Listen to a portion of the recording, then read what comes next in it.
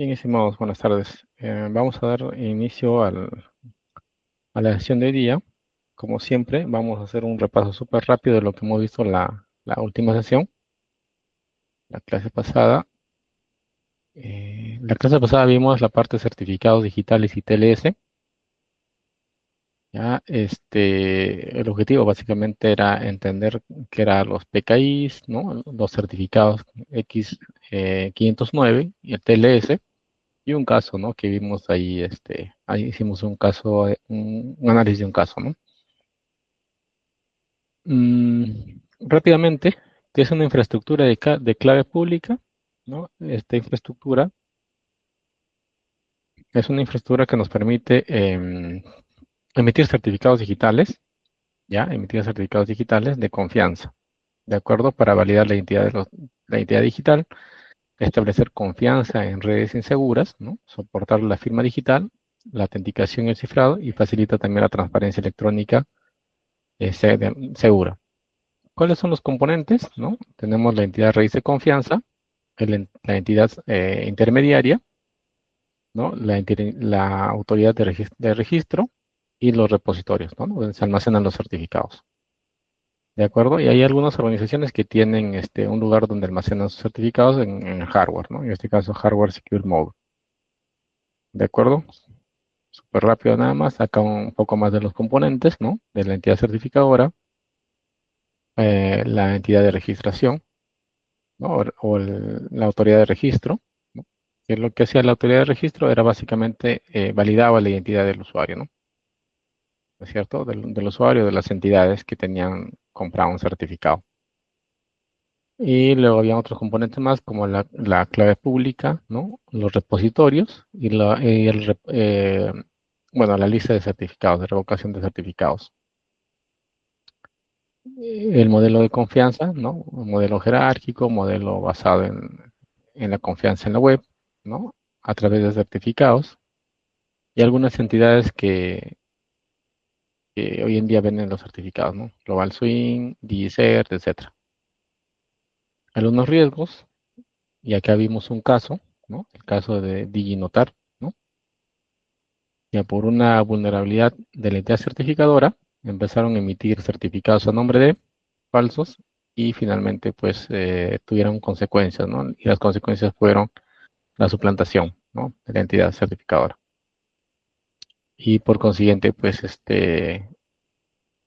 llegaron hasta la quiebra. ¿De acuerdo? Luego vimos los certificados digitales basados básicamente en el estándar X509. Ya, este es un estándar por la International Telecommunication Union, cuyos campos son los siguientes, ¿no? La versión, el número de serie, ¿no? El algoritmo con el cual fue firmado, varios desde cuándo hasta cuándo, y algunos datos más, ¿no? De la organización como tal. Estos usaban certificados SSL, TLS, ¿no? Certificado de firma de código, ¿no? Y certificado de cliente, ¿no? ¿Dónde se usa? ¿Dónde se usa? ¿No? En páginas web o para certificar aplicaciones o para certificar pues documentos, ¿no? ¿Qué se logra? La confidencialidad, la integridad y la autenticidad. Eso es lo que se logra. Rápidamente los componentes, ¿no? La versión, número de serie, la llave pública, el periodo de vigencia y el algoritmo con el cual fue cifrado. Algunas extensiones, ¿no? Dependiendo de su uso, .pem, .cer, .crt, .der, .p12, .pfx. Tipos de certificados que existen, ¿no? Validación de dominio, validación de organización, validación de extensión, los wildcard, ¿no? Tipo SAN, certificados internos corporativos, ¿no? Tipos de certificados. Ciclo de vida, ¿no? Desde la generación de la clave, ¿no? El request o la solicitud de la entidad certificadora te emite el certificado, luego se instala el certificado en la máquina que se va a usar y finalmente con el tiempo, si sigues con el servicio, se renueva o si no, se revoca. ¿De acuerdo? La evolución, ¿no? SSL comienza pues con el SSL 2.0, que hoy en día ya es inseguro, ¿no? El SSL 3.0 hoy en día ya es vulnerable. Luego pasamos al TLS 1.0 y el TLS 1.1, que ahorita mismo son obsoletos. Si tenemos en nuestros sistemas, tenemos que ir pensando en la migración o actualización. ¿no? El TLS 1.2 y actualmente tenemos el TLS 1.3, ¿no? Que es el recomendado. Acá está cómo se inicia la comunicación, ¿no? Entre el cliente y el servidor, ¿no? Hasta finalmente el intercambio de las claves y finalmente pues cifran el canal, ¿no? De comunicación para hacer el intercambio de información. Usan el TLS 1.3, ¿ya? Luego vimos HTTPS y TLS también, ¿no? Validación de certificados y errores comunes, validar la firma digital, ¿no? Verificar la cadena hasta el root confiable, validez de fecha de, perdón, verificar la fecha de validez, verificar la revocación del certificado, ¿no? Y verificar el hostname.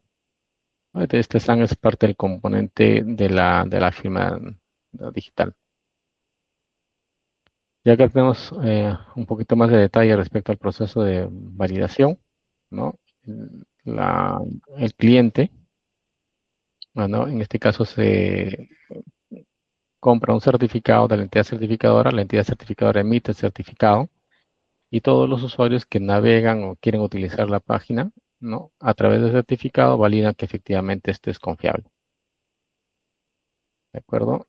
Eh, algunos errores comunes, certificados autofirmados, ¿no? Nosotros en la organización podemos crear nuestra entidad certificadora para temas básicamente pues de laboratorios, etcétera, ¿no? O entornos muy controlados dentro de la organización.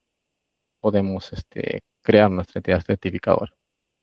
Ya, pero eso o sea, si lo ponemos en un entorno productivo, sí, puede ser posible, ya, puede ser posible ponerlo en un entorno productivo, pero tiene que ser totalmente controlado, ¿no? Por alguna necesidad muy puntual. Pero si eso sale hacia afuera ya no es válido. Nuestra entidad certificadora que está dentro de nuestra organización, hacia afuera ya no es válido, ¿no? Acá, por ejemplo, ¿no? Él se autofirma su certificado, pero quieren un servidor consultar desde fuera y ya no lo reconocen, ¿no? Igual si hay clientes que quieren consultar desde afuera, tampoco reconocen. ¿De acuerdo? Esos son los autofirmados. Las versiones también ya lo vimos, ¿no? Eh, Algunos errores comunes, usar protocolos SLS 2.0, SSL 3.0, TLS 1.1, TLS 1.0, 1.1, ¿no? Y acá hay algunos errores también respecto a las vulnerabilidades, ¿no? El PADL, el BEST y el Herblit. Bien, eso es lo que vimos en la sesión pasada. Y como siempre, estimados, vamos a hacer un Kahoot súper rápido. Ya, me da un segundo. Voy a dejar de compartir para compartir el Kahoot.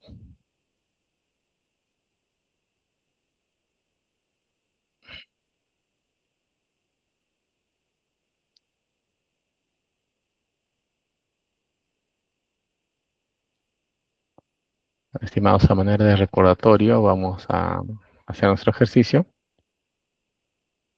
de certificados digitales. A ver, estimados, en la sesión estamos 9 menos 2, 3, 6 participantes.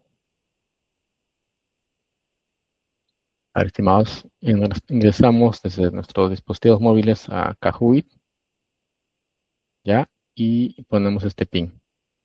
Y vamos a hacer la revisión de los conceptos aprendidos. A ver, estimados, ingresamos.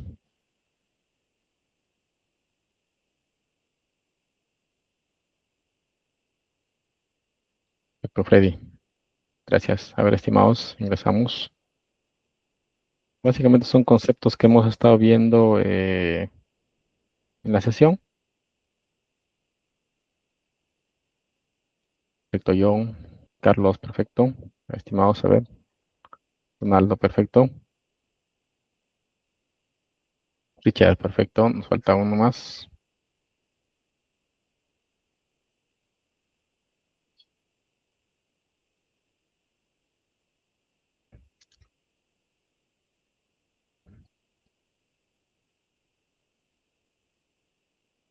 A ver, estimados, falta un participante más. Mm, mm, mm, mm.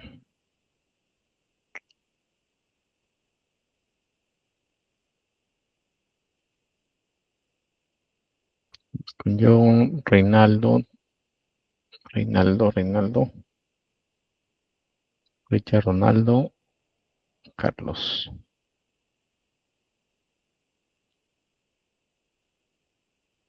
Reinaldo, por favor, nos confirmas. Puedes subir para dar inicio al Kahoot. Ahora, estimado. Ah, ya. Ahí hay que poner la página Kahoot, ya. Ingresas y te va a pedir un PIN. Entonces, ingresas este PIN de juego, este código. A ver, por favor.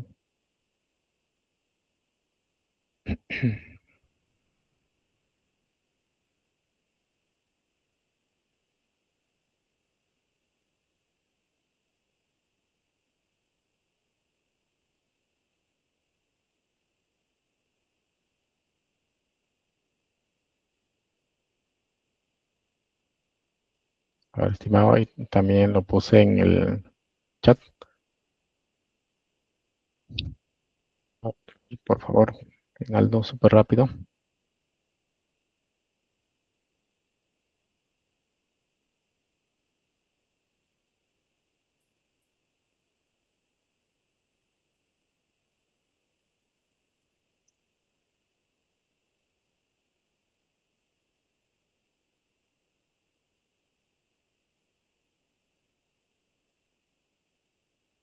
¿Lograste, estimado?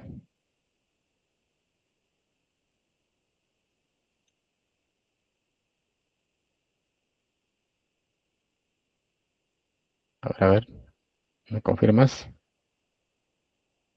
Ya, este, por favor, este número de acá, 4470-622.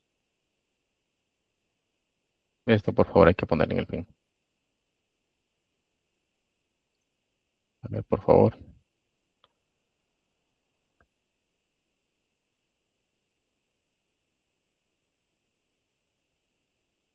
ingresamos, por favor.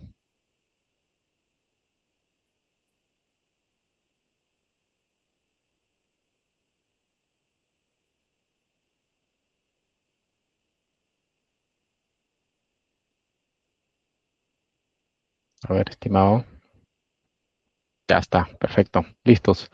Listos, estimados. Comenzamos. La forma es la de siempre, ¿no? O sea, una serie de preguntas, cuatro respuestas, cuatro alternativas, perdón, y una es la respuesta. Vamos a ver acá certificados y TLS, digitales y TLS. Bien, estimados, ¿cuál es la función principal del CEA, de la entidad certificadora? Lo vimos. Almacenar contraseña de usuarios, firmar y emitir certificados digitales, cifrar todo el tráfico de Internet, generar claves simétricas para usuarios. A ver, 4, 3, 2, 1. Ah, perfecto, perfecto, estimados. Sí, pues efectivamente, ¿no? La entidad certificadora firma y emite certificados digitales. Listos. Perfecto. Todos acertaron. Perfecto. John, Carlos, Richard, Ronaldo y Freddy. Perfecto. ¿Qué función cumple la autoridad de registración? El que registra, ¿ya? Firma certificados digitales, revoca certificados expirados, verifica la identidad del solicitante, administra servidores web. 5, 4, 3, 2, 1. Perfecto, perfecto, ¿no? Como hemos visto en la presentación, ¿no? Es el que verifica la identidad del solicitante, ¿no? Puede ser un usuario, ¿no? Un navegador o puede ser pues una entidad. Perfecto. Bien, Carlos, Freddy, Ronaldo, Richard, Lewis, John.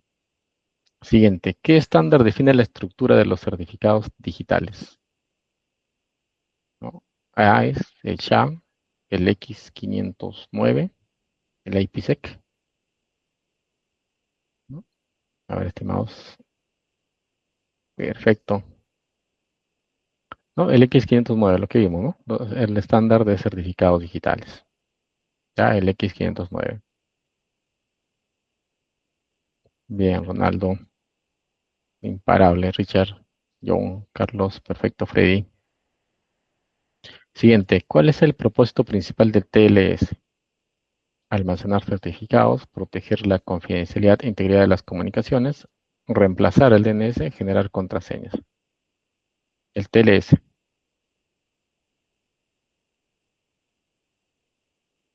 5, 4, 3, 2. Vamos, muchachos, vamos. Perfecto, ¿no? El TLS es básicamente proteger la confidencialidad y la integridad en las comunicaciones. TLS. Perfecto. Almacenar certificados no, ¿no? Reemplazar DNS tampoco, generar contraseñas seguras tampoco. Eso no hace el TLS, ¿no? Lo que hace es protege la confidencialidad y la integridad de las comunicaciones, ¿no? En el ejemplo que les indicaba en la sesión pasada, o en las sesiones pasadas, básicamente era pues un ejemplo de eso fue los datos en tránsito o en reposo que estaban almacenados en la base de datos, ¿no? Cuando venía una aplicación, consultaba. Si no tenía TLS, ¿no? Pasaba el tráfico mm, de la base de datos a la capa aplicativa, pasaba los datos pues, en formato legible. Cuando le aplicas TLS ya pasa cifrado. Bien, estimados, soy Ronaldo, Richard, John, Freddy, Carlos, perfecto. ¿Cuál de las siguientes versiones es actualmente considerada segura? ¿No? Acá hemos estado viendo versiones respecto a los protocolos SSL 2.0, SSL 3.0, TLS 1.0, TLS 1.3. Estimados, esta está facilita. Perfecto. Listos. Claro, el TLS 1.3, ¿cierto? El TLS 1.3. TLS, ¿ah? Los SSL eran los primeros, ¿se acuerdan? SSL, ¿no? Comenzó con 2.0, 3.0, luego pasó a TLS 1.0, 1.1, 1.2 y finalmente 1.3. De acuerdo, actualmente esa es la que se debería usar, ¿no? Si estamos trabajando en la organización todavía con 1.1 o 1.2, tratar de migrarlo a 1.3. Obviamente hay requisitos técnicos, ¿no? Hay varios requerimientos técnicos para hacer la migración. Entonces, se mira la documentación, ¿no? Y depende del motor de base de datos y simplemente el TLS 1.3. Algunos motores ya vienen con el TLS. Listo, estimados. Ronaldo, imparable. Richard, Freddy, John, Carlos, gracias. Perfecto. Siguiente. ¿Qué ocurre si un certificado está expirado? Esa también la vimos, ¿no? Es más, ustedes cuando trabajan también, si tienen un certificado expirado en una página web, inmediatamente se dan cuenta, ¿no? Que está expirado. Se renueva automáticamente, el navegador muestra advertencia, el TLS deja de funcionar globalmente, el servidor se apaga automáticamente. 3, 2, 1. Perfecto, ¿no? El navegador muestra la advertencia, ¿no? No sé si ustedes han visto en el navegador en la parte de arriba, si el certificado se vence, eso sale en rojo, ¿no? Entonces, si le dan doble clic en el navegador, ¿no? En el candadito, ustedes se van a dar cuenta que el certificado está expirado. Entonces le va a salir ahí fecha de expiración, expirado. Entonces, ahí, si el servicio sigue funcionando, ¿no? Ahí lo que queda es renovar el certificado. ¿De acuerdo? Mis estimados, perfecto, Arnaldo, Freddy, John, Richard, Carlos, perfecto. ¿Qué mecanismos permite verificar si un certificado fue revocado? ¿El DHCP, el CRL o CSP, el FTP, el SMTP? Y el mecanismo permite verificar si un certificado fue renovado. Perfecto, ¿no? Los demás son protocolos de comunicación, ¿no? DHCP, son servicios, perdón, DHCP, FTP y SMTP, ¿no? Son servicios, ¿no? Este es el que nos brinda las direcciones IPs, este es un repositorio compartido y este es un servicio de correo, ¿no? De envío de un relay de correo. Perfecto, estimados. Ronaldo, John, Richard, Freddy, Carlos, perfecto. ¿Qué riesgo implica usar un certificado autofirmado en producción? Pues también lo vimos, ¿no? Mayor velocidad de conexión, ausencia en cadena de confianza válida, cifrada más fuerte, mayor compatibilidad con navegadores. ¿Qué riesgos implica usar un certificado autofirmado en producción? Correcto, ¿no? Ausencia de la cadena de confianza válida, ¿cierto? En productivo. Entonces, si tenemos nosotros nuestra entidad certificadora, probablemente en algunos servicios pueda funcionar, ya, pero tiene que estar bien identificado, bien mapeado, ¿no? Pero si ya esto sale hacia afuera, ya no es válido, ¿no? Hay una ausencia en la cadena de confianza hacia afuera. ¿De acuerdo? Entonces ahí generalmente no se usa, ¿no? Esto en producción, ¿no? Un certificado autofirmado, pero se puede usar por alguna necesidad puntual. Pero obviamente tiene que estar bien identificado, ¿no? Bien, Ronaldo, John, Richard, Carlos, Freddy, perfecto. ¿Cuál fue una consecuencia del caso DigiNotar? ¿No? Fue un caso que lo vimos, ¿no? Eliminación total del TLS, retiro de la confianza por navegadores, prohibición de certificados digitales, creación de SSL 2.0. Estimado, ¿cuál fue la consecuencia, no? Una consecuencia. Pero vamos, perfecto, ¿no? Retiro de la confianza por los navegadores. Como este era una entidad certificadora, ¿no? En todos los navegadores, él daba la confianza, ¿no? Su entidad certificadora validaba la confianza, pero al ser vulnerado, ¿no? Retiraba la confianza del navegador, ¿cierto? Perfecto, estimados. Bien, Ronaldo, Richard, Lewis, John, perfecto, estimados. Entonces, con eso damos por finalizar la revisión y nos vamos a nuestra sesión de hoy. Un segundo, por favor. Estimados, en la sesión pasada, ¿alguna duda, alguna consulta?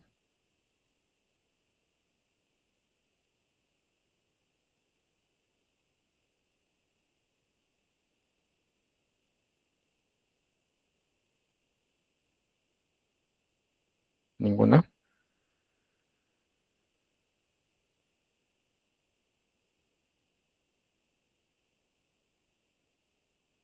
Estimados, si es así, nos vamos a nuestra presentación. Segundito, ya está.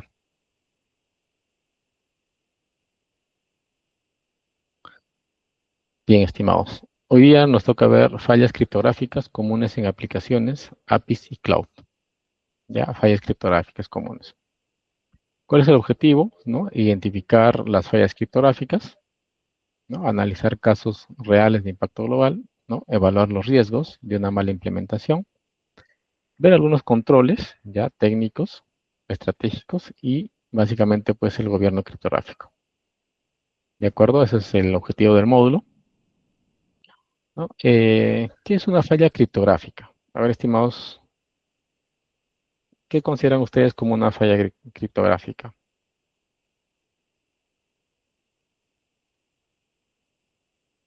A ver, estimados, a ver,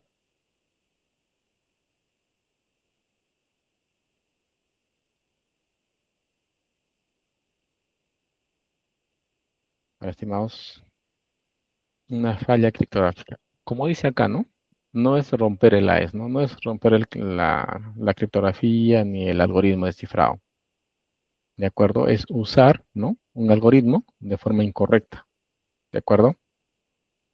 O usar un algoritmo débil. ¿No es cierto? Entonces ya desde el diseño parte mal. ¿De acuerdo? Es usar un algoritmo, ¿no? De forma incorrecta. Por ejemplo, OWASP Top 10, OWASP Top 10, ¿no? Bueno, tiene varias versiones. En el 2021 ya considera, pues, como la segunda categoría, ¿no? Una segunda categoría considera como errores criptográficos, ya en una segunda categoría. Entonces vamos a ver, son 10 categorías. En la segunda considera como errores criptográficos. No, cambio importante. Tenía una versión anterior, en la 2017, que se llama exposición de datos sensible, ¿no? Ahora pasa, eso estaba en la posición 3 y ahora pasa a la posición 12, ¿no? Entonces vemos que es importante, ¿no? El manejo de la parte de criptográfica. Es importante tener en cuenta cuando nosotros, si somos desarrolladores, tener en cuenta estos errores, ¿no? Hay varios errores, vamos a ver súper rápidos estos errores, ¿ya? Pero donde nos vamos a centrar más es en estas fallas criptográficas, ¿de acuerdo? Un poco de OWASP Top 10, ¿no? Es un estándar, ¿ya? De la industria, es un informe básicamente, el cual clasifica 10 riesgos de seguridad más críticos para aplicaciones web, ¿no? Está basado básicamente en un estudio, ¿no? De frecuencia e impacto, ¿no? Pero él clasifica cuáles son los 10 riesgos, ¿no?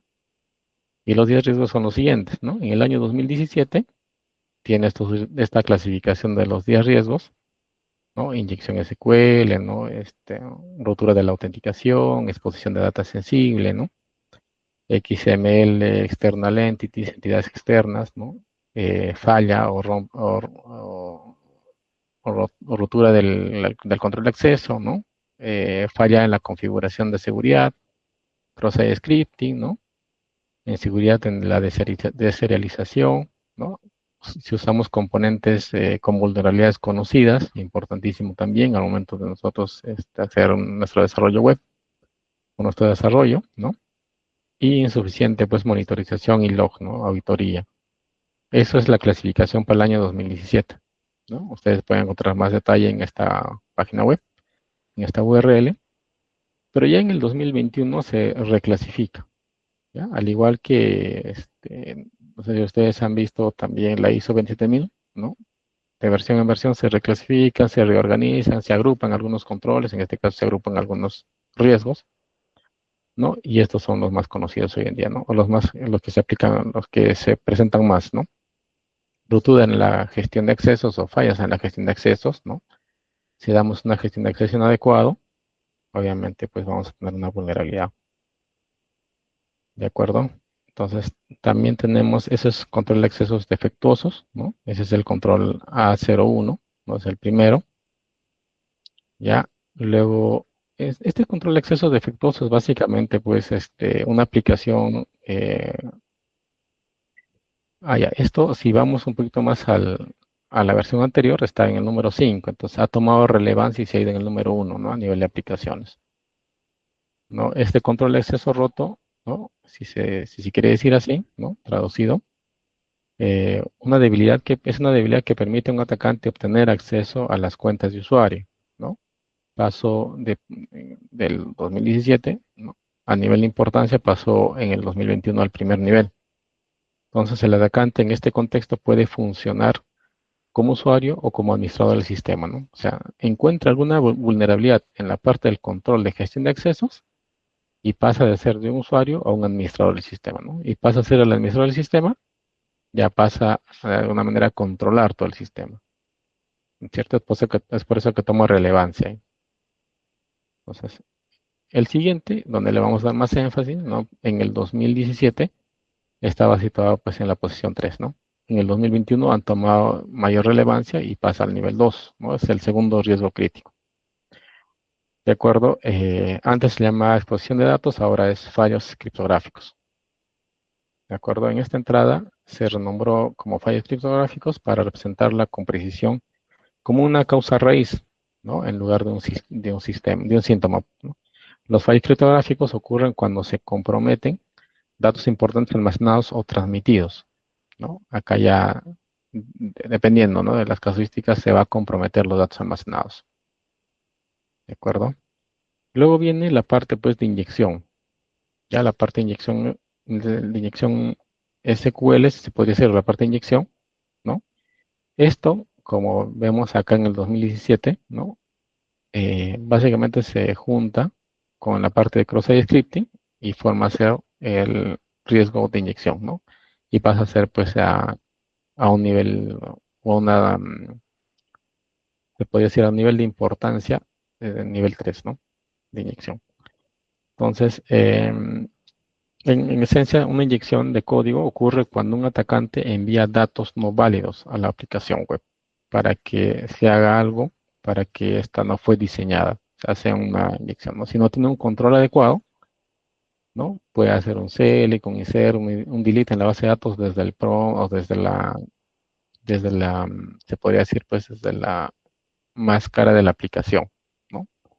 Si tienes un combo o un TXT donde se ingresa datos, ¿no? Ahí puedes ingresar cualquier código SQL.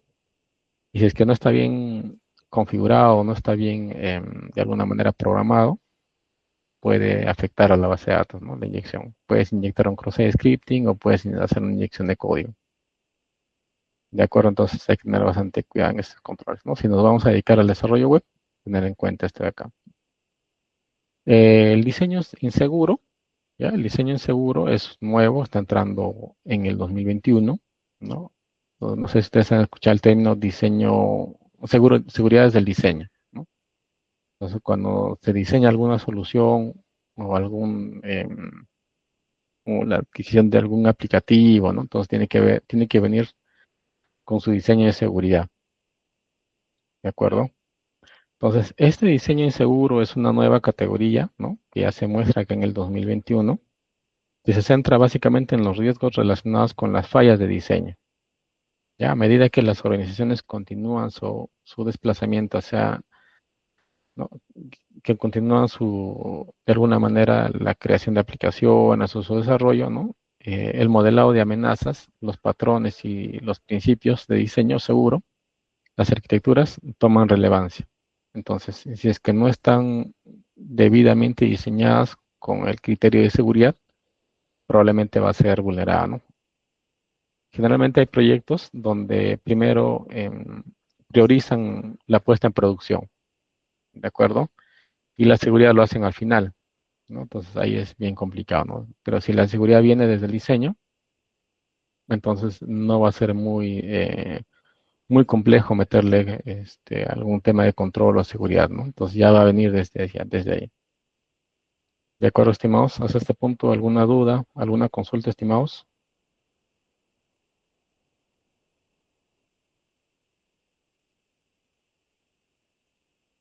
¿Algún caso que ustedes hayan tenido en sus organizaciones?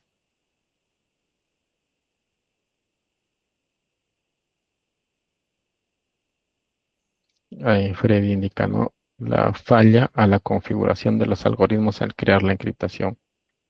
Claro, correcto, ¿no? Correcto, Freddy. Puede ser una falla en la configuración, ¿no? Puedes usar por ahí algún algoritmo que ya fue vulnerado, ¿no? Por desconocimiento, porque el producto viene así.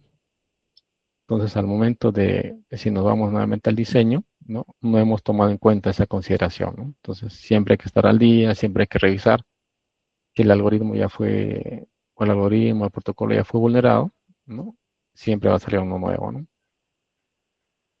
Entonces, básicamente es eso, ¿no? La falla, la configuración de los algoritmos al crear la encriptación, ¿no? ¿De acuerdo, estimados? ¿Algún aporte, alguna duda más hasta acá, estimados? ¿Alguna consulta?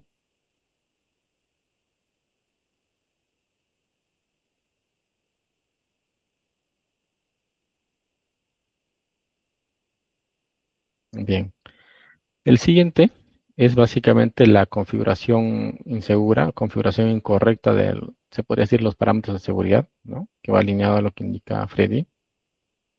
Ese es el siguiente. En relación a la antigua categoría, ¿no? Acá hay, por ejemplo, XML, External Entities, entidades externas de XML, o igual misconfigurations también, ¿no? A nivel de seguridad. Entonces, estos dos se juntan y van pues a la clasificación de Security Misconfiguration y van en la posición 5. De acuerdo, este es el A05-2021, ¿ya? En este caso, pues, sí, respecto a la posición 2017, ¿no? Sube una posición. Ya, las configuraciones de seguridad incorrectas son debilitadas de diseño o configuraciones que resultan en un error o deficiencia en la configuración, ¿no? Ya viene también, considera también el diseño, ¿no? Considera el diseño y desde el diseño viene ya con errores de configuración. Entonces, si es que no hacemos un diseño seguro, ¿no? Viene con estos errores de configuración y esta solución se podría decir sale a producción.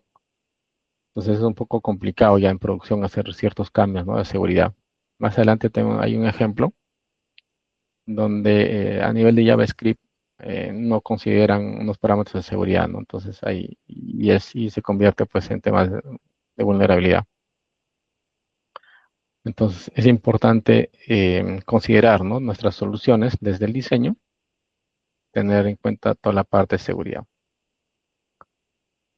De acuerdo, y así súper rápido, también acá componentes fuera de fecha o componentes desfasados, ¿no? Y vulnerables, ¿no? Esta categoría, bueno, pasa de la 9, ¿no? Usando componentes con vulnerabilidades conocidas, pasa pues a la posición 6, ¿no? Para el 2021. Y se refiere a componentes que presentan riesgos de seguridad, tanto conocidos como potenciales, ¿no? Si nosotros utilizamos un TLS 1.1, por ejemplo, o un SSL, nosotros ya sabemos que tiene vulnerabilidades conocidas, ¿no es cierto? Ese componente ya tiene una vulnerabilidad conocida. Entonces, estos componentes con vulnerabilidades conocidas, ¿no? Como los CVE, por ejemplo, los common, o que nosotros vemos al momento de los parches, los despliegues de parches, deben identificarse y deben parcharse, ¿no es cierto? Deben actualizarse estos componentes. Mientras que los componentes obsoletos o maliciosos deben evaluarse para determinar su viabilidad o riesgo y ver, ¿no? La forma de reemplazarlos, estos componentes, ¿no? Si hay componentes muy antiguos que no se pueden actualizar, simplemente pues hay que ver la forma, ¿no? De reemplazarlos, ¿de acuerdo? Para que esta vulnerabilidad no esté presente, ¿no? Eso básicamente sería también considerado misconfiguration, ¿no? Entonces estamos usando componentes ya desfasados, ¿de acuerdo? El otro es la identificación de autenticación con fallos, ¿no? Pasa pues de un nivel 2 a un nivel, en este caso 7, ¿de acuerdo? Eh, Esta entrada ha descendido, bueno, a la posición 7, ya en concreto las funciones relacionadas con la autenticación y la gestión de sesiones, cuando se implementan incorrectamente, permiten a los atacantes comprometer contraseñas, palabras claves y sesiones, lo que puede provocar el robo de identidad del usuario, entre otros problemas, ¿no? Entonces, si tenemos acá, me da un segundito, por favor.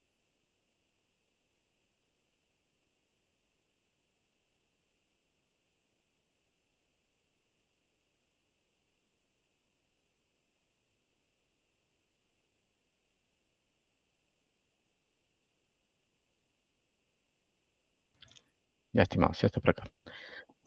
Eh, Estábamos viendo básicamente la 7, que es fallos en la identidad y la autenticación, ¿no? Entonces, es uno de los componentes también que se debe revisar al momento pues, de diseñar, ¿no? Alguna solución basada en web.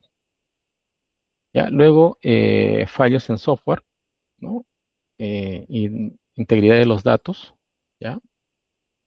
Esto se ha mantenido, fallos en software y la integridad de los datos, ¿no? En esta es una nueva categoría, ya es una nueva categoría para el 2021 que se centra en actualizaciones de software, datos críticos, ¿no? Utilizados sin verificar su integridad. También se incluye en esta entrada la deserialización insegura, una falla que permite a un atacante ejecutar código remotamente en el sistema. Ya, básicamente, pues hay que tener consideración de seguridad al momento de que diseñamos un software, ¿no? Entonces, evitando que un atacante pueda ejecutar algún código remoto en el sistema, ¿no? Encuentre alguna vulnerabilidad y ejecute un código remoto. En la posición 9 tenemos los fallos, registros de fallos de monitoreo de seguridad, ¿no? Pasa pues de la posición 10 a la posición 9, ¿no? Anteriormente conocida como registro de monitorización insuficiente, ¿no? O no tenemos en cuenta ciertos parámetros de monitoreo y log, ¿no? Cuando implementamos una aplicación. Entonces, se ha ampliado para incluir más tipos de fallos. Mientras más log tengas, mejor, ¿no? El registro y la monitorización son actividades que deben realizarse en un sitio web con frecuencia. De lo contrario, el sitio queda expuesto a actividades de riesgo muy graves. Es importante eso, ¿no? La parte del log de seguridad, ¿no? La parte del monitoreo, ¿no? Sí. Nosotros vamos a tener ciertas configuraciones a nivel de log y a nivel de monitoreo, ¿no? De esas aplicaciones, de tal forma que si estamos analizando algo, tengamos datos suficientes para poder revisar en los logs. De acuerdo, sin datos en los logs, probablemente no vamos a identificar qué es lo que está sucediendo. De acuerdo, estimados. Luego, el punto número 10, básicamente, pues es la falsificación de solicitudes del lado del servidor, ¿no? Esa es una nueva categoría, ¿ya? La falsificación de solicitudes. Puede ocurrir cuando una aplicación web obtiene un recurso remoto sin validar la URL proporcionada por el usuario. Esto permite a un atacante hacer que la aplicación envíe una solicitud manipulada a un destino integrado, a un destino inesperado, incluso cuando el sistema está o está siendo protegido por un firewall o una VPN, ¿no? Una lista de controles de acceso de red adicional. ¿De acuerdo? Entonces hay que tener cuidado con esta parte acá, ¿no? ¿De acuerdo? Estimados, hasta este punto, ¿alguna duda? ¿Alguna consulta? ¿No? En el final de la presentación también voy a poner la parte del OWASP Top 10, donde ustedes van a poder ver con más detalle, ¿no? Los 10 riesgos listados, ¿no? Y acá pueden revisar con más detalle. Nosotros nos vamos a centrar ahora en lo que estamos viendo, la parte de fallas criptográficas. ¿De acuerdo, estimados? Estimados, hasta este punto, ¿alguna duda, alguna consulta, algún aporte, algo que les haya pasado a ustedes en el trabajo?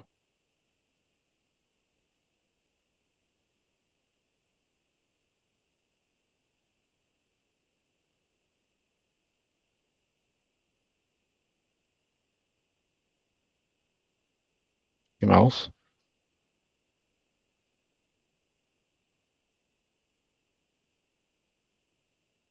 ¿ninguno?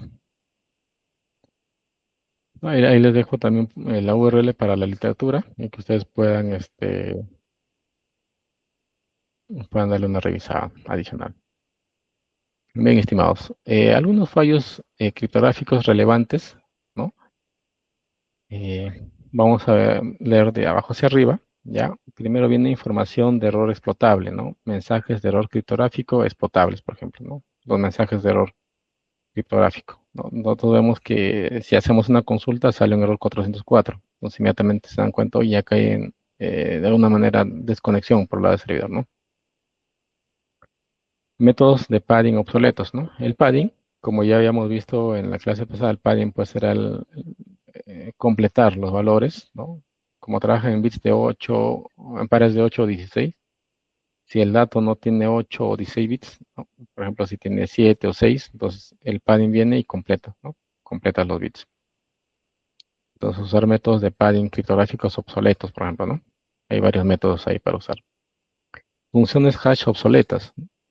Ya vamos a estar viendo cuáles son las funciones hash, ¿no? Obsoletas, ¿no? El uso de funciones hash obsoletas o no criptográficas, ¿no? Como parte del desarrollo, por ejemplo. La aleatoriedad insegura, ¿no? Una aleatoriedad no diseñada para propósitos criptográficos, por ejemplo, ¿no? Si esto lo vamos a ver también en la parte de los vectores de inicialización, ¿no? Que era uno de los, eh, en este caso, acá usábamos pues la parte de los vectores para inicializar, ¿no? La parte de la criptografía por bloques, ¿no es cierto? Ahí deberíamos tener también una parte, pues esos vectores deben ser seguros, ¿no? Deben ser seguros y no deben reutilizarse, ¿de acuerdo? Si son inseguros y se reutilizan, probablemente va a terminar en una falla. Otra falla es la validación del certificado. ¿Ya? El certificado del servidor no válido correctamente. Es una falla también, ¿no? No validamos correctamente el certificado del servidor. Otra falla es la falta de cifrado, ¿no? No se usa o no se fuerza, ¿no? El cifrado en el navegador, por ejemplo, ¿no? Si no tenemos el cifrado, no se fuerza el cifrado del navegador, por ejemplo, ¿no? La falta de cifrado. ¿No? Podemos utilizar, por ejemplo, HTTP, ¿no? Pero no estamos usando HTTPS, por ejemplo, ¿no? En nuestro navegador. Entonces hay una falta de cifrado. Entonces es incorrecto también, ¿no? Luego, generación de claves, ¿no? Las claves criptográficas predeterminadas o débiles, ¿no? No hay mucho cuidado con eso. Tratar en lo posible de trabajar con claves criptográficas no predeterminadas, ¿no? Usarlas las recomendadas y no débiles, ¿no? Si no, se va a traducir básicamente en una falla criptográfica. Otro es algoritmos débiles, ¿no? Algoritmos débiles o vulnerables o obsoletos. De acuerdo, uso de algoritmos criptográficos obsoletos. Ya hemos estado viendo si usamos, por ejemplo, SSL, ¿no? En las versiones 3.0, 2.0, TLS, ¿no? Las versiones antiguas. Transmisión en texto plano, si no usamos un cifrado, por ejemplo, ¿no? Estamos transmitiendo la información, o si no usamos un TLS, estamos transmitiendo información en texto plano. Entonces, viene un sniffer, inmediatamente puede ver el texto que está pasando, ¿no? O la información que está pasando. Por ahí, de casualidad, pasas una autenticación y con eso ya puede autenticarse el atacante, ¿no? Y finalmente, todas estas características, ¿no? En falla, finalmente, pues, pueden resultar en un fallo criptográfico, ¿no? O una vulnerabilidad visible de seguridad. ¿De acuerdo? Ocasionan toda una falla criptográfica. ¿De acuerdo, estimados? Hasta este punto, estimados, ¿alguna duda, alguna consulta? ¿Algún aporte? Ingeniero, buenas tardes. Hola, Ronaldo, ¿qué tal? Una Adelante, consulta por en este favor. caso, digamos, con el tema de los contraseñas en formato plano, digamos. ¿Cómo se configura o cómo se evita esto? Es decir, ¿simplemente es con la implementación de un certificado o hay alguna configuración técnica que se tendría que hacer en el equipo? Le consulto esto porque en mi entidad nos han hecho una evaluación, no a nivel de auditoría, nos Ujú. han hecho una evaluación de nivel de madurez de la seguridad informática, obviamente basada en la ISO 27001. Y obviamente tengo muchos servidores porque han hecho un escaneo interno y obviamente escaneos externos. Claro. Entonces en el escaneo interno han salido este tipo de cosas, ¿no? Que por ejemplo el TLS en algunos, no en todos los equipos, están con versiones tal vez antiguas, otros obviamente con las versiones actuales. Entonces, y el tema igual del plano, ¿no? Que se está pasando, digamos, contraseñas por texto plano. ¿La Ujú. configuración sería simplemente con un certificado o habría que hacer alguna configuración técnica, digamos, en el equipo, dependiendo del equipo? Allá, por ejemplo, yo he visto esos escenarios, por ejemplo, en base de datos. Ya vienen, le meten un sniffer y si no está cifrado el tráfico, vas a ver el tráfico en texto plano, ¿no? Todo el tráfico tal cual está pasando. Si por ahí te autenticas en la aplicación, también le pasa en texto plano. Entonces, eso, por ejemplo, en auditorías de tipo protección de datos, ¿no? Inmediatamente te pasa un sniffer y ven y te dicen, no, esto de acá no pasa. Entonces, eso lo he visto, por ejemplo, en ese tipo de escenarios, ¿no? Entonces, ahí en ese caso, ¿qué es lo que hay que hacer? Hay que ver, uno, si esta base de datos como tal soporta el TLS, ¿ya? Yo creo que la mayoría soporta, pero va básicamente amarrado al impacto sobre la aplicación, sobre los tipos de datos, ¿no? Que tiene la base de datos. Según la documentación, haces un análisis y ves, ¿no? ¿Qué es lo que tienes que ajustar? A veces no se ajusta nada, solamente se activa, y a veces sí te dice, ¿no? O sea, es que ya no soporta, ponte un tipo de dato en la base de datos. Entonces, eso tienes que ajustar primero en la aplicación, obviamente tienes que pasar por tu gestión de cambio, ¿no? Primero tienes que hacer tus pruebas, ¿no? Validar que eso no impacte en tu aplicación y probablemente en tu desarrollo puedes activar, ¿no? Entonces, activas y ves que no te impacta en la aplicación, perfecto, ¿no? Vas a producción y las... Entonces, una vez que hayas implementado en producción, haces nuevamente el análisis, haces el test nuevamente y vas a ver ya si está aplicado el TLS, vas a ver pues que ya pasa en texto cifrado la información. Eso lo he visto ahí.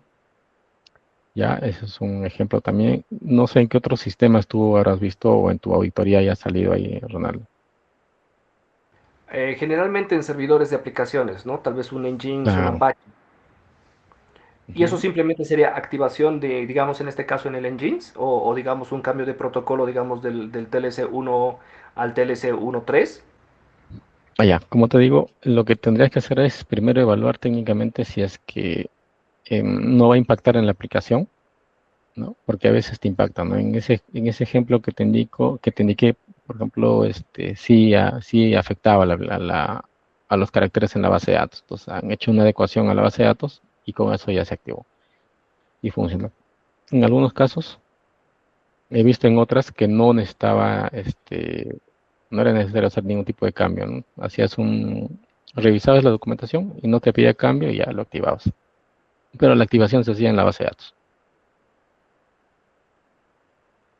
Ahora también va a depender, ¿no? No sé si tienes, por ejemplo, SQL o MySQL o otros motores de base de datos, también va a depender. Excelente, pero en este Ujú. caso dependería, digamos, del SQL Server, por decirlo así, digamos, ¿no? Claro, del motor de base de datos, ¿no? Por ejemplo, si tienes un RP, basado en HANA, por ejemplo, y esas ya vienen ya con su TLS. Igual siempre hay que dar una revisada, ¿no? Porque a veces desde el diseño viene. Si ya tenemos una solución tipo SaaS, ya viene incorporada, pero por ejemplo en PaaS, ¿no? O en IaaS hay que ver, ¿no? Cómo nosotros lo implementamos. Perfecto, muchas gracias. Ujú. Listo, Ronaldo. Gracias a ti por tu pregunta. Estimados, ¿alguna duda, alguna consulta de parte de ustedes, algún aporte, alguna experiencia que hayan tenido? ¿No?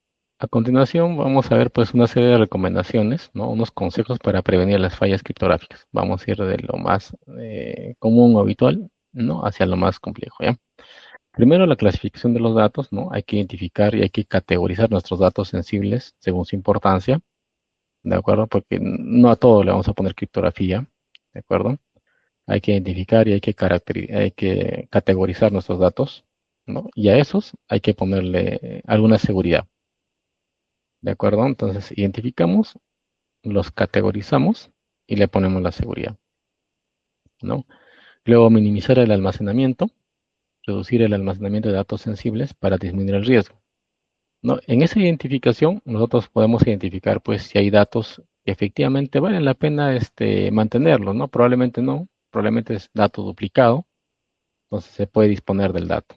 El dato también tiene un ciclo de vida, ¿de acuerdo? Entonces, uno de los ciclos de vida al final es la disposición del dato, ¿no? Si tú validas y el negocio te dice que ya puedes eliminar ese dato, perfecto, ¿no? Lo eliminas, dispones de esa información.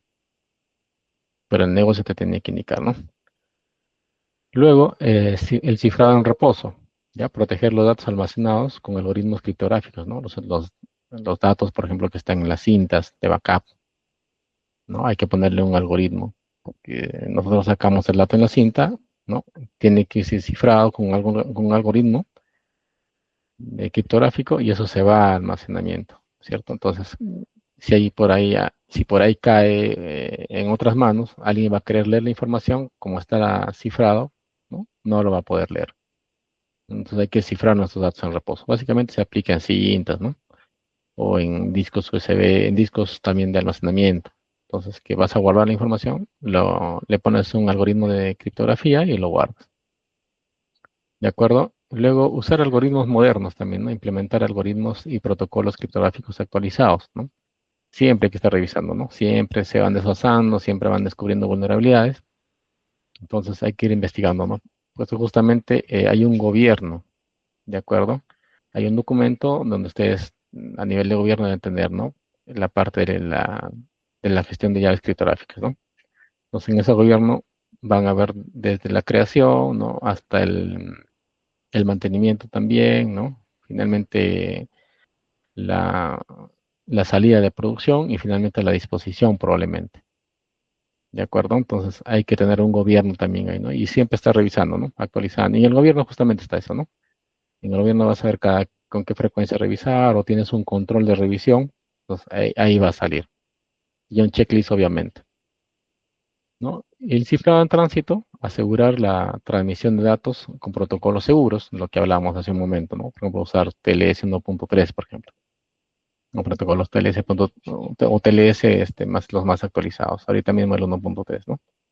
Cifras tus datos en tránsito. Entonces, alguien viene, quiere capturar tu información, le mete un sniffer, no va a poder capturar tu información, ¿no? Porque va a estar cifrado. ¿De acuerdo? La desactivación de caché también, ¿no? Evitar el almacenamiento de los datos sensibles en la caché. Eso también, ¿no? Tener en cuenta esta parte.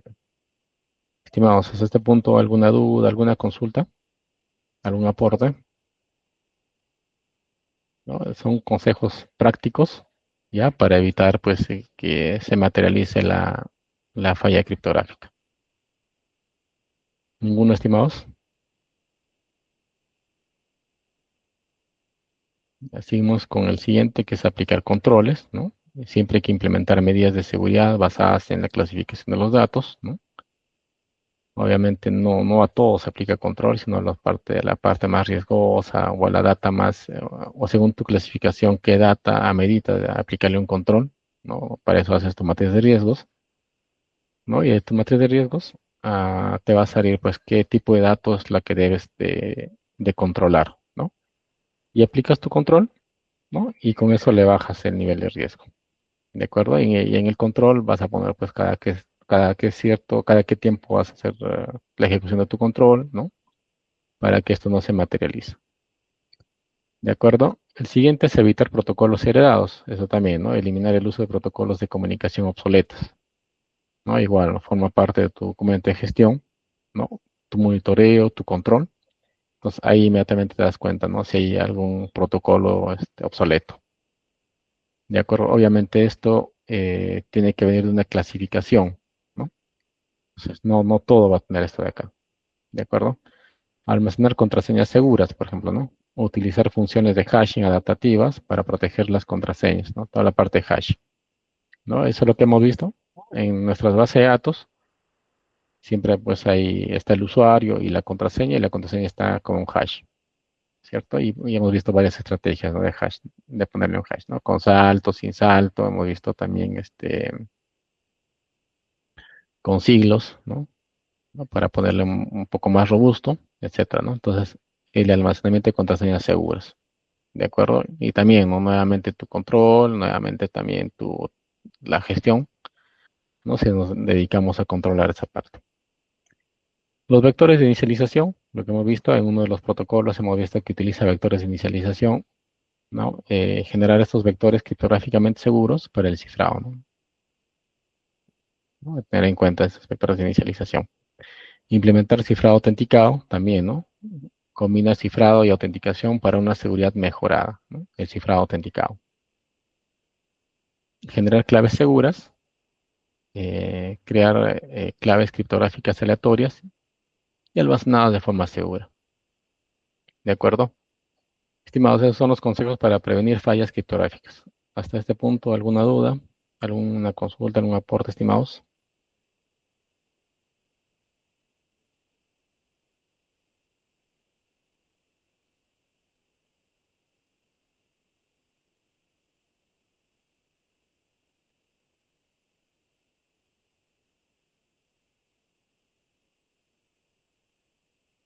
¿Ninguna?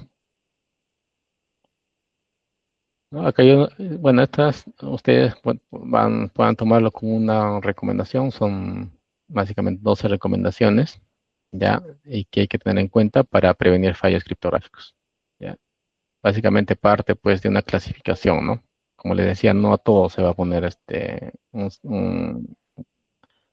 una, un cifrado, ¿no? Un certificado, no a todo, ¿no es cierto? Entonces hay que ir básicamente de lo más importante, ¿de acuerdo? Y en lo posible sí a todo, pero vamos de lo más importante primero. Si somos una organización pequeña, probablemente sí, ¿no? Grande, vamos a hacer un análisis y vamos a ir de lo más importante. ¿De acuerdo, estimados? Acá hay 12 recomendaciones. Ahora, uso incorrecto de algoritmos, ¿no? Uso incorrecto de algoritmos. Acá, uso incorrecto, pues, algoritmos, si usamos algoritmos tipo MD5 o SHA-1, ¿no? Que hemos visto que ya hoy por hoy ya son vulnerados, ¿no es cierto? Los modos de operación, ¿no? Este es el modo de operación más básico, el SD, ¿no? Del AES, por ejemplo, ¿no? Es un modo de operación muy básico que no debemos usar, no se recomienda usar. El RCA, lo que les comentaba antes del padding, ¿no? El llenado de eh, o el completado, perdón, en este caso no tenemos bloques, por ejemplo, de 8 o 16 bits, ¿no? Al momento de la generación de los flujos de información, entonces nos damos cuenta acá que en algunos casos no va a llegar a 8 ni a 16, ¿no? Entonces llega, por ejemplo, a 7 o llega a 6, ¿no? O llega a 15, a 14, entonces va a completar esos dígitos. Entonces va a utilizar un padding incorrecto ahí, ¿no? El JW con algoritmo NONE, por ejemplo, este es el JSON, ¿no? JSON Object Notation, ¿no? Vamos a ver más adelante un ejemplo, ¿no? Un algoritmo NONE, ¿no? Entonces vamos a ver un ejemplo y también esta es un misconfiguration también, ¿no? Claves RCA de 1024 bits también, ¿no? Ahora estamos básicamente en los entre 4000 que hemos estado viendo, ¿no? Y la reutilización de códigos de inicialización, por ejemplo, ¿no? Son errores comunes al momento de usar, pues, los algoritmos. ¿De acuerdo, estimados? Vamos acá a analizar un caso, ya, el caso de LinkedIn, donde, bueno, lo vimos también en la sesión pasada. ¿Cuáles son las causas acá frecuentes? O la causa en este caso fue, pues, usar un algoritmo SHA-1, ¿no? Un algoritmo que es vulnerado, ¿no? Y sin saltos, ¿no? Al momento de generar las contraseñas, ¿no? No usó saltos. ¿De acuerdo? Entonces, esto lo vimos súper rápido, ¿no? Se detectó la parte de la configuración de seguro en el 2012, ¿no? Hubo una intrusión en la base de datos en mayo del 2012, luego una publicación, ¿no? Pues acá es donde se entera, ¿no? Que fue filtrada la información. No se enteran por el mismo LinkedIn, sino que en el portal lo filtran, ¿no? En la dark web lo filtra. Este filtro se dio pues el 5 de junio, ¿no? Inmediatamente el 6 de junio el LinkedIn revisa y confirma, ¿no? Que hubo una filtración. Confirma, hace una confirmación oficial. ¿De acuerdo? O sea, toma acción inmediata. Acá, al hacer la confirmación, inmediatamente bloquea las cuentas y pide a los usuarios que cambien sus contraseñas. Y ya más adelante, haciendo un análisis del 2012 a 2015, ¿no? En impacto y análisis, validan todo el impacto y análisis de la filtración, ¿no? Y en el 2006 ya revelan el impacto real de la filtración. ¿De acuerdo? Y lecciones aprendidas de este caso, básicamente pues usaron algoritmos SHA sin salto, ¿no? Que es vulnerable básicamente con ataques de hardware y también las tablas, ¿no? Las tablas de hashes ya preconfiguradas. Hubo una ausencia de sal, ¿no? Si hay una ausencia de sal, como hemos visto, para la generación de claves, por ejemplo, ¿no? Dos usuarios donde se le aplique el mismo algoritmo, va a tener un hash, el mismo hash, ¿de acuerdo? Entonces inmediatamente el atacante se da cuenta que es así, no tiene salto y aplica pues este ataque de nube, ¿no? Aplica inmediatamente. Eh, Luego la detección temprana de clave es clave también, ¿no? Revisar, ¿no? Identificar y detectar, esa es clave también, ¿no?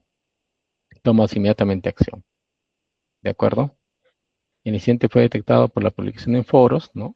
No por el mismo un monitoreo proactivo y la gestión de credenciales es crítica. ¿De acuerdo? Hay que ver la gestión de credenciales, ¿no? El almacenamiento de contraseñas es un riesgo estratégico que debe tratarse como activo crítico empresarial. Estimados, hasta este punto, ¿alguna duda, alguna consulta? Un segundito, por favor.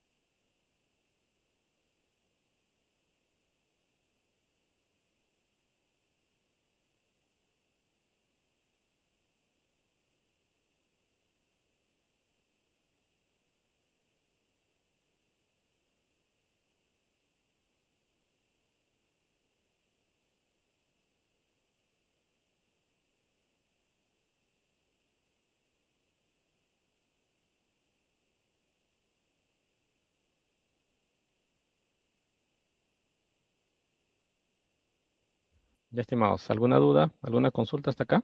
¿No? Este caso es un caso que ya lo revisamos en la clase pasada a mucho detalle.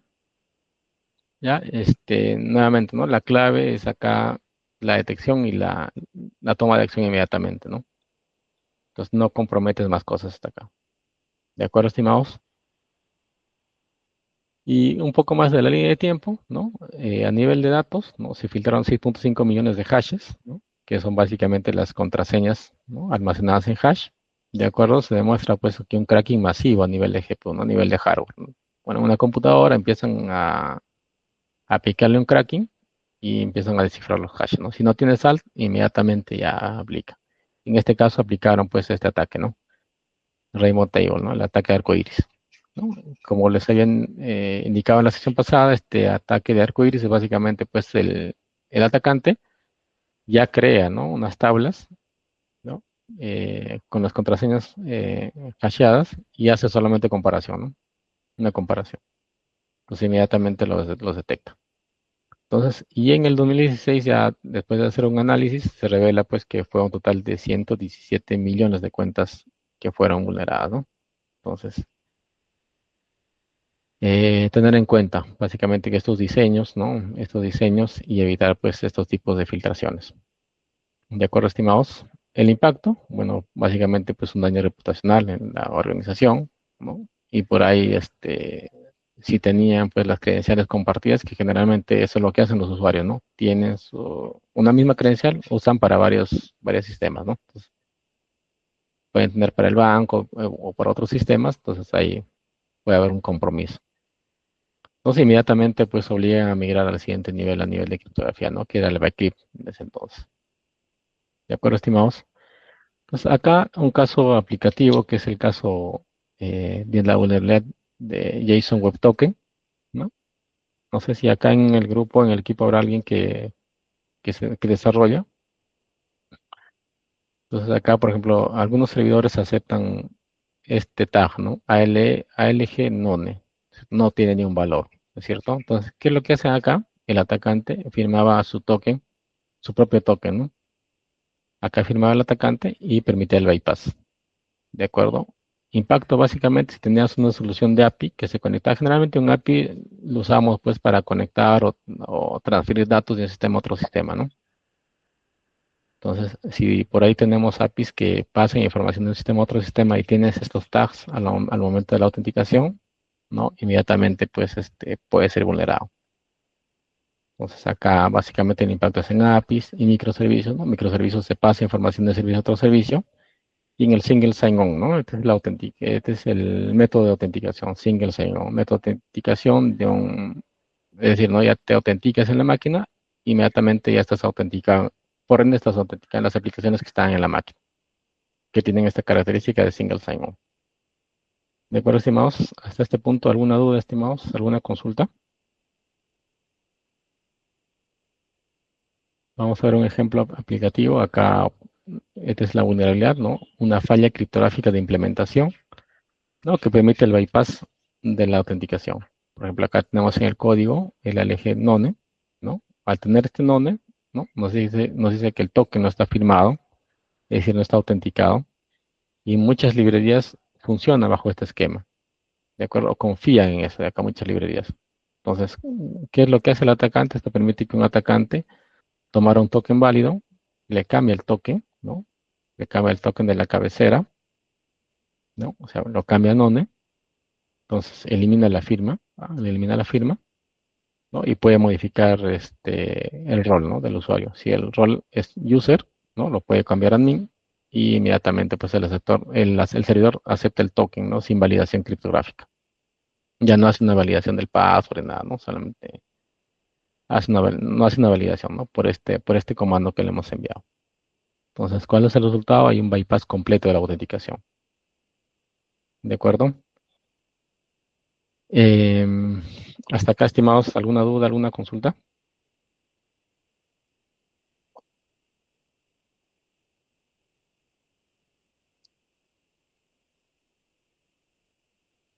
¿Algún aporte, estimado, hasta acá?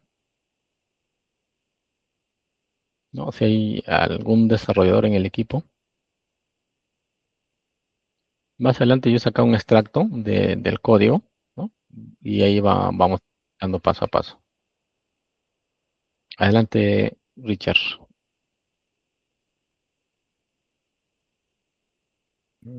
No sé si alzaste la mano, Richard, o quieres participar.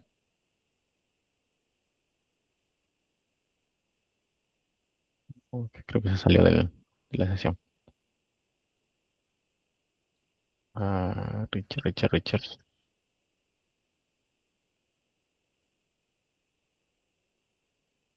Me consultas más, Richard, ¿ah? Sin problemas. Bien, estimado. Entonces, en este caso, una falla, tipo de falla, no fue un fallo matemático, un fallo en la criptografía, ¿no? Fue un fallo en el diseño, ¿de acuerdo? Fue un fallo en el diseño, ¿no? Entonces, acá hay la confianza es el input del cliente, ¿no? No forzar el algoritmo esperado y no validar la presencia de la firma, ¿no? Cuando cambias este tag. ¿De acuerdo? Entonces, acá un poquito de la línea de tiempo de este error, ¿no? En el 2014, investigadores detectan la vulnerabilidad en múltiples librerías, ¿no?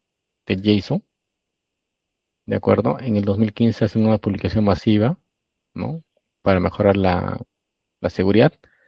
Y en el 2015 ya lo ponen como un RFC, ¿no? Un Request for Communication, ¿no? La 7519.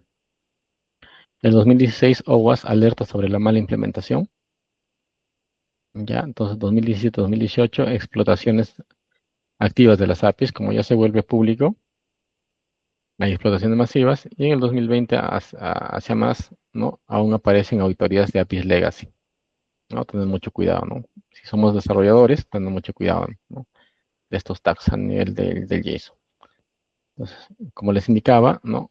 Básicamente esto se utiliza pues para las APIs, ¿no? APIs de comunicación. Hoy en día tenemos un servicio que está corriendo en una tecnología y tenemos o necesitamos información de otro servicio que está en otra tecnología y el medio de comunicación son las APIs, ¿no? Entonces, tener mucho cuidado en la implementación de las APIs, ¿no? El consumo de microservicios también, ¿no? Y en otros casos, pues la parte de la autenticación con el single sign-on, ¿no? ¿De acuerdo, estimados? Eh, Esto, un poco más de detalle, ¿no? En el 2015 hubo una investigación de seguridad donde detectaron que múltiples implementaciones, ¿no? Básicamente en estos tipos de códigos, ¿no? Donde aceptaba el alone y la LG como no, ¿no? Como no. Si no se configuraba, eh, había una validación explícita, ¿no? Entonces el problema se volvió crítico porque el Java era ampliamente adaptado en microservicios, ¿no? Lo usaban siempre en microservicios. Se usaba en autenticación API REST, ¿no? Y era popular en arquitecturas de cloud native, ¿no? Teníamos soluciones cloud que conversan con otras soluciones y estaba pues un API ahí en medio. De acuerdo, estimados. Hasta este punto, estimados, ¿alguna duda, alguna consulta, algún aporte?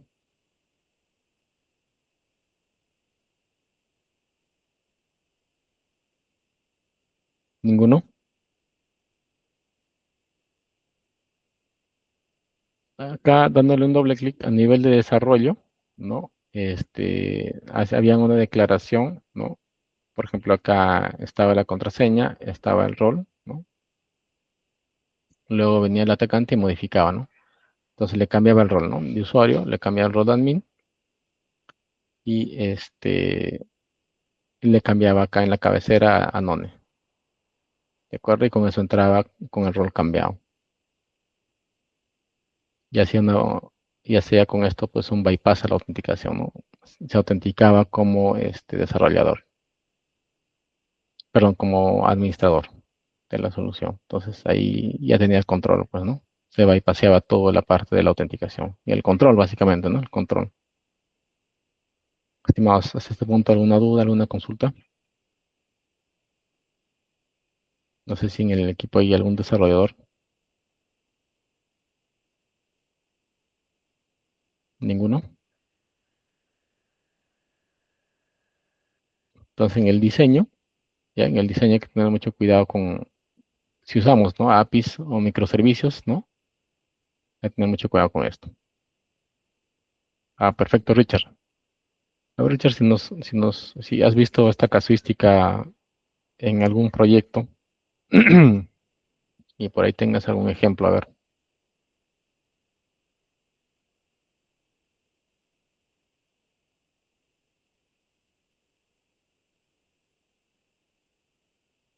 en consumo de microservicios, ¿no? En enviar información de un sistema a otro sistema, ¿no? Y por ahí se utiliza bastante las APIs.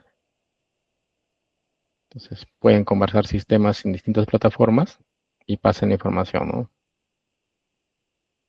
Richard, a ver si tienes un ejemplo o algo que nos pueda aportar. A ver, Richard.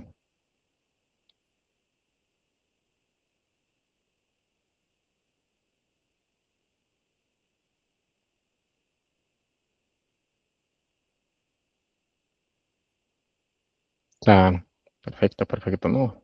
Eh, Es correcto, ¿no? Entonces, a nivel de password, sí, pues hay que encriptar, ¿no? Hay que encriptar con los métodos que ya hemos visto, ¿no?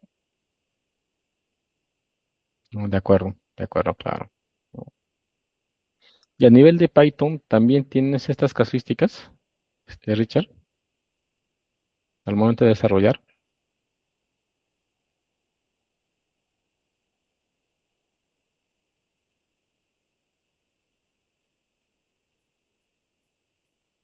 A nivel de Python.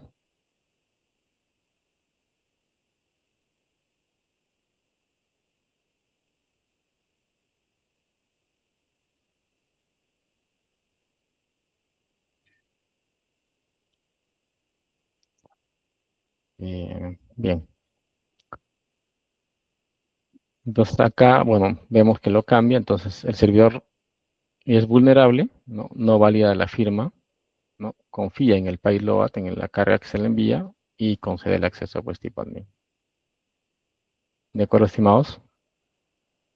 ¿No? Impacto básicamente en entornos reales, ¿no? Afectación principalmente en APIs públicas, ¿no? Si tenemos configurado de esta forma, ¿no? Microservicios también, ¿no? Que consumen servicios internos. Aplicaciones móviles, importantísimo también. Generalmente las aplicaciones móviles también pasamos información por ese medio. Plataformas SaaS de igual manera, ¿no? Si tenemos soluciones basadas en SaaS, ¿no? De la misma manera, entonces consumen para transferir información a veces se hace o se suele pues hacer a través de APIs y arquitecturas basadas pues en autenticación tipo auth, ¿no? Que probablemente estén mal configuradas, ¿no? Eh, Bien, estimados, hasta este punto, ¿alguna duda, alguna consulta para pasar a la gestión de claves inseguras?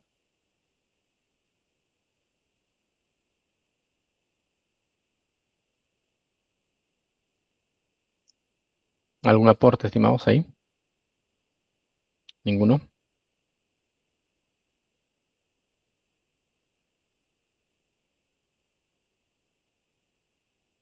Bien, la gestión de claves inseguras, ¿ya? Problemas frecuentes, ¿no? Claves almacenadas en texto plano, lo que vimos hace un momento, ¿no? No es recomendable a nivel de nuestro diseño de seguridad, no es recomendable, pues, almacenar las claves en texto plano. Si lo almacenamos, podemos sufrir una vulneración, como hemos visto, y inmediatamente puede detectar, pues, toda nuestra información guardada en la base de datos, ¿no? Y eso incluye, pues, las claves. Permisos excesivos también importantísimo. Generalmente se estila pues hacer los permisos con el principio de menor privilegio, de acuerdo a lo necesario, ¿no? Lo mínimo necesario o lo exclusivamente necesario para que la persona no realice sus funciones. La falta de rotación también, ¿no? Como parte, es la parte pues de nuestra política, de acuerdo a la rotación de las claves, ¿no? ¿No? Generalmente se recomienda pues la rotación hacerlo una vez al año por tu política, dependiendo, ¿no? Del sector, ¿no?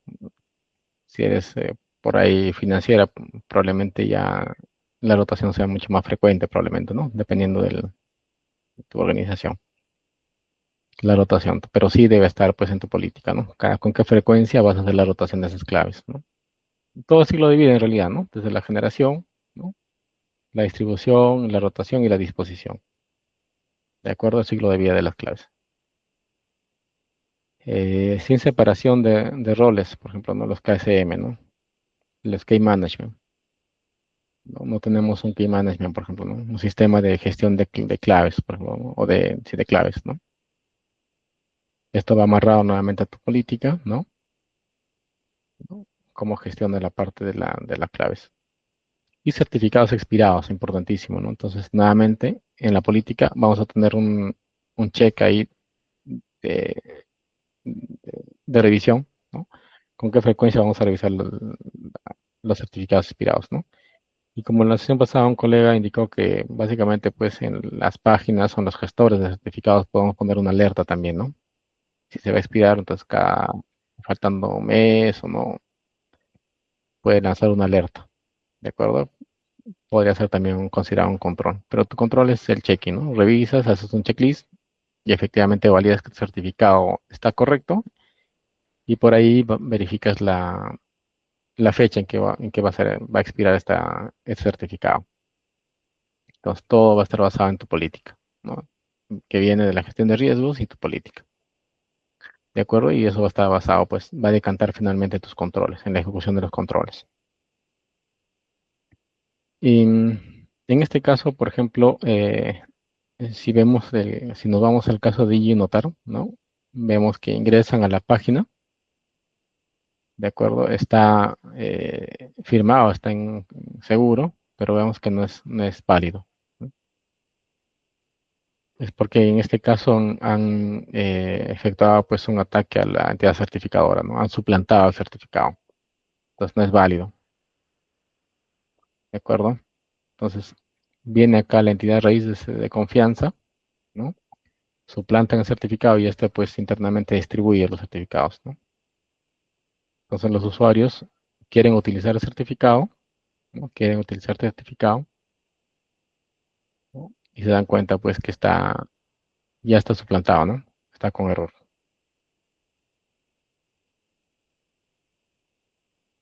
¿De acuerdo, estimados?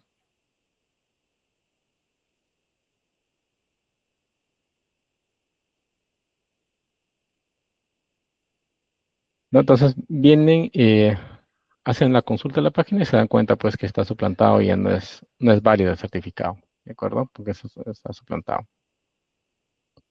Entonces, esto también lo vimos en la sesión pasada, ¿no? Vimos que la entidad certificadora fue vulnerada, esto sucedió pues en el 2011, ¿no? Y a nivel de la línea de tiempo, perdón, sucedió en junio del 2011, el atacante compromete, o los atacantes comprometen la entidad certificadora. Entonces, un mes después, en julio, se hace una emisión fraudulenta de certificados a Google y a los otros navegadores. Inmediatamente, pues en agosto, los navegadores revocan la confianza, ¿no?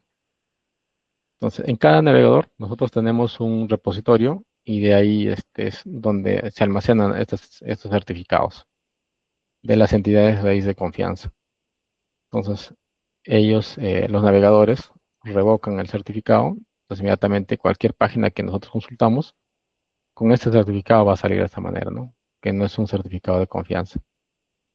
Acá ya si nos vemos, está con HTTPS, puede estar válido, perdón, vigente, pero no es válido, ¿no? Está suplantado. Generalmente cuando esto se vence, te sale acá como un error. Un error y al final le das doble clic y revisas y te dice, ¿no? Ya está vencido. De acuerdo, entonces acá, siguiendo la línea de tiempo, ¿no? Todos los navegadores revocan su confianza, ¿no? Entonces, todos los servicios que tenemos ahí son no certificados, no autenticados, ¿no? No certificados. De acuerdo, entonces, por ende, pues si nosotros tenemos nuestra página web, nosotros hubiéramos en nuestra página web con este certificado, con esta entidad certificadora, ¿no? Con el certificado emitido por esta entidad certificadora, inmediatamente pues perdemos, ¿no? Y hay que buscar inmediatamente otra entidad certificadora. Entonces, eso es el que le lleva a la quiebra a esta entidad certificadora, ¿no? ¿Cuáles son las lecciones aprendidas para este caso? Bueno, básicamente pues usar una criptografía fuerte, ¿no? Y gestionar las claves. De acuerdo, la gestión de las claves es importantísimo, ¿no? Tener nuevamente, ¿no? Una gestión, ¿no? Donde vas revisando constantemente, vas viendo el nivel de actualización, ¿no? Vas implementando un control. De acuerdo, estimados, hasta este punto, ¿alguna duda, alguna consulta, estimados? ¿Algún aporte?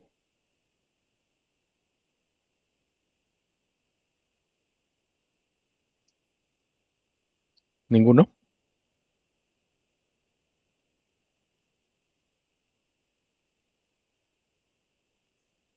Bien, eso también lo vimos, ¿no? Vimos que hubo un compromiso de la infraestructura, ¿no? En esta fecha.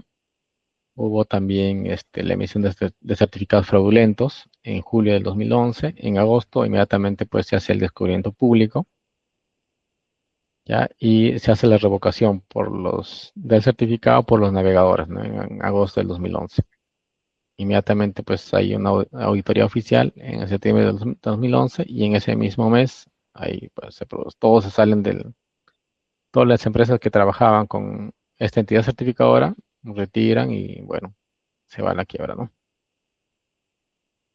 Vimos también el impacto, las consecuencias y una reflexión, ¿no? Hubo un fallo en la gobernanza, ¿no? Si acá nos estamos preparando para ver la parte de seguridad o gestionar un departamento de TI, es importantísimo la gobernanza. Problemas en la supervisión, ¿no? Que parte también de la gobernanza.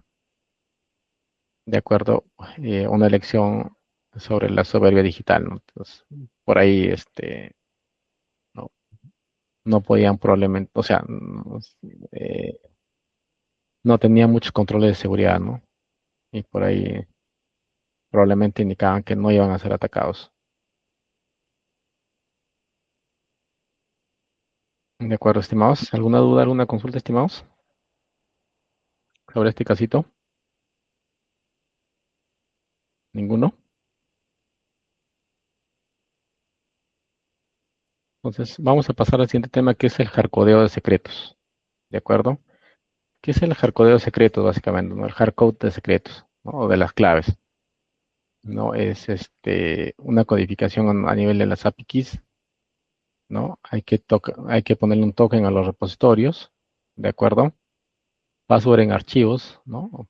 Públicos, ¿no? Claves en algunos repositorios como AWS, por ejemplo, GitHub, ¿no es cierto? Entonces, ir teniendo esos puntos, esas consideraciones, ¿no? Entonces, si nosotros tenemos keys, ¿no? Claves, hay que ponerle código a nuestros repositorios, ¿no? No sé si ustedes trabajarán con algún repositorio, por ejemplo, de contraseñas, ¿no? Hay varios repositorios, hay baúles de contraseñas, ¿no? Entonces, ahí en esos baúles almacenamos nosotros las contraseñas y solamente lo usamos, ¿no?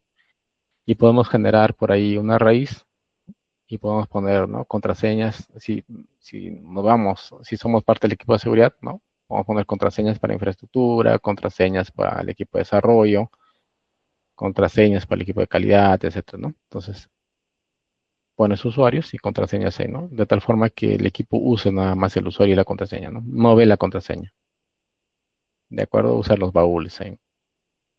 Entonces, en esos baúles, ¿no? Cuando nosotros nos autenticamos por ejemplo, a un servidor o a alguna aplicación, lo único que se hace es se copia nada más, ¿no? Copias, no se ve la contraseña, copias. La contraseña va a estar en asterisco o va a estar, sí, pues en asterisco, entonces copias nomás y pegas, ¿no? No ves en ningún momento la contraseña. Esos son los baúles, por ejemplo, ¿no? ¿De acuerdo, estimados? Bueno, en este caso, acá hay un casito de Uber. Por ejemplo, Uber tenía credenciales en AWS, ¿no? Carcodeadas en GitHub, ¿de acuerdo? Entonces, en este caso, los atacantes pues acceden al repositorio, ¿no? Acceden al repositorio, ¿no? Y ahí mismo exfiltran 57 millones de registros, ¿no? Y en el 2017 Uber oculta el incidente, ¿no? Uber no lo muestra y oculta el incidente. Y en el 2018 pues se muestra y hay multas regulatorias, ¿no? Porque ¿qué es lo que nosotros usamos también Uber? Y ponemos nuestras credenciales, ponemos cierta información, ¿no? Y también ponemos información de pago, ¿cierto? Estimados, hasta este punto, ¿alguna consulta, alguna duda,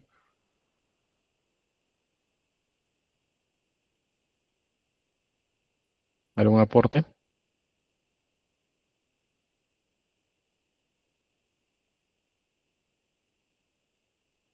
¿Ninguno?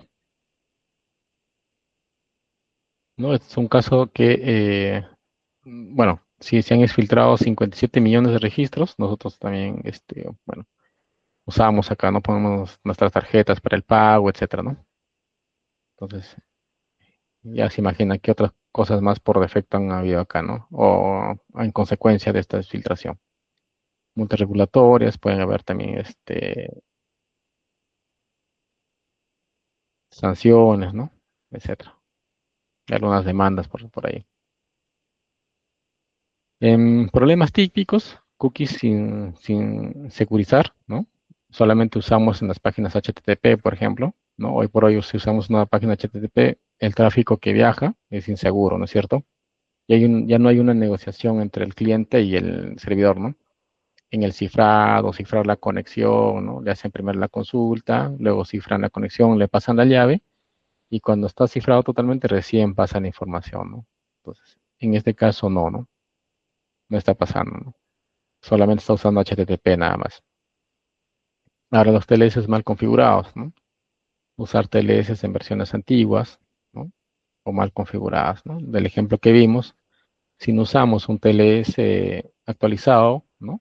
Podemos estar pasando información legible o información en texto plano entre la base de datos y la capa aplicativa, ¿no? Podemos estar pasando información legible. Entonces, viene un sniffer en medio, puede ver todo el tráfico que pasa, ¿no? Entre el servidor de base de datos y la capa aplicativa.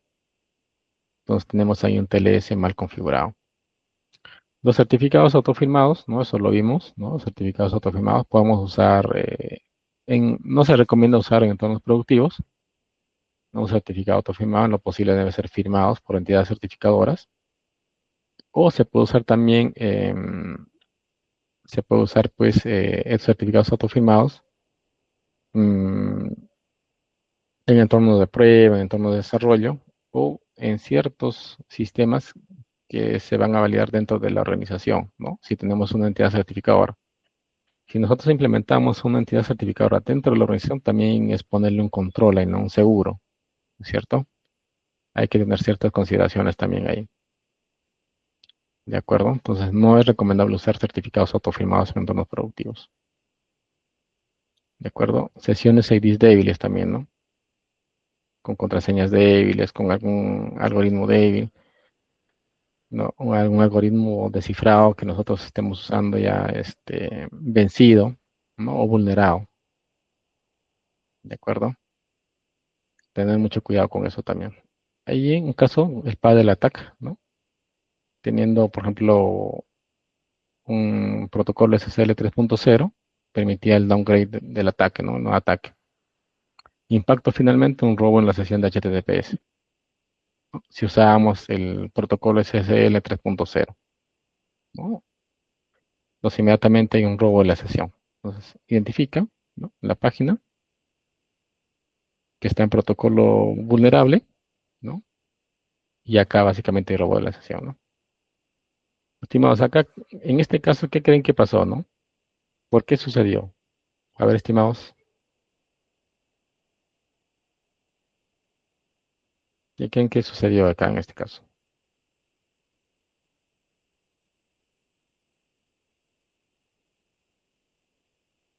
A ver, estimados, ¿no? En este caso está usando un SSL 3.0, ¿no? Y por consecuente hubo pues un robo de las sesiones HTTPS. ¿Por qué creen que pasó este ataque? Porque estaba usando un protocolo, ¿no? Vulnerado, ¿no es cierto? Un protocolo obsoleto, antiguo.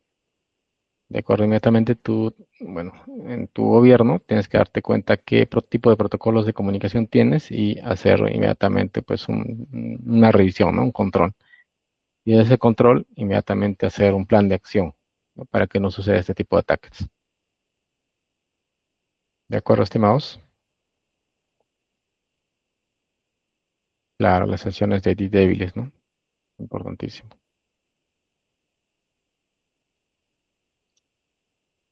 Estimados, ¿alguna duda, alguna consulta? Bueno, impacto en las APIs, ¿no? El riesgo criptográfico a nivel de APIs, ¿no? Un JSON, un JavaScript Object Notification mal configurado, ¿no? Como hemos visto anteriormente, ¿no? El ALG estaba en ONE, entonces te permitía, pues, bypassar la autenticación, ¿de acuerdo? Y eso viene desde el diseño, ¿no? Desde el diseño, la seguridad desde el diseño. Entonces, si nosotros estamos formando parte del equipo de seguridad o el equipo de TI o desarrollo inclusive, ¿no? Tenemos que tener en consideración el, la seguridad desde el diseño, ¿de acuerdo? Entonces, vas de la mano con el desarrollador y vas poniéndole ciertas configuraciones a nivel, o ciertas, vas implementando, incorporando ciertos requerimientos de seguridad en el diseño de la solución. ¿no? Y he visto algunos diseños donde no consideraban la seguridad, ¿no? Entonces, al no considerar la seguridad, cuando ya sale en producción, dicen inmediatamente, no, pon la seguridad y ya es más complejo, ¿no? Hay que hacer más cambios, ¿no? Hay que hacer otras adecuaciones, ¿de acuerdo? Em, a falta de validación de firma. Ya en este caso, cuando si usamos pues una entidad, no usamos una entidad certificadora de confianza, por ejemplo, no hay una validación de la firma,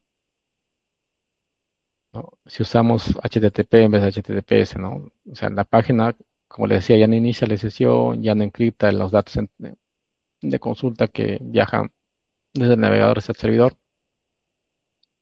y no viajan seguros, ¿no? Viajan en texto plano. Entonces, uso de HTTP. Y claves simétricas compartidas, por ejemplo, ¿no? Claves simétricas compartidas. ¿De acuerdo, estimados? Compartidas por un canal inseguro, ¿no? Estimados, hasta este punto, ¿alguna duda, alguna consulta, algún aporte? Impacto en las APIs.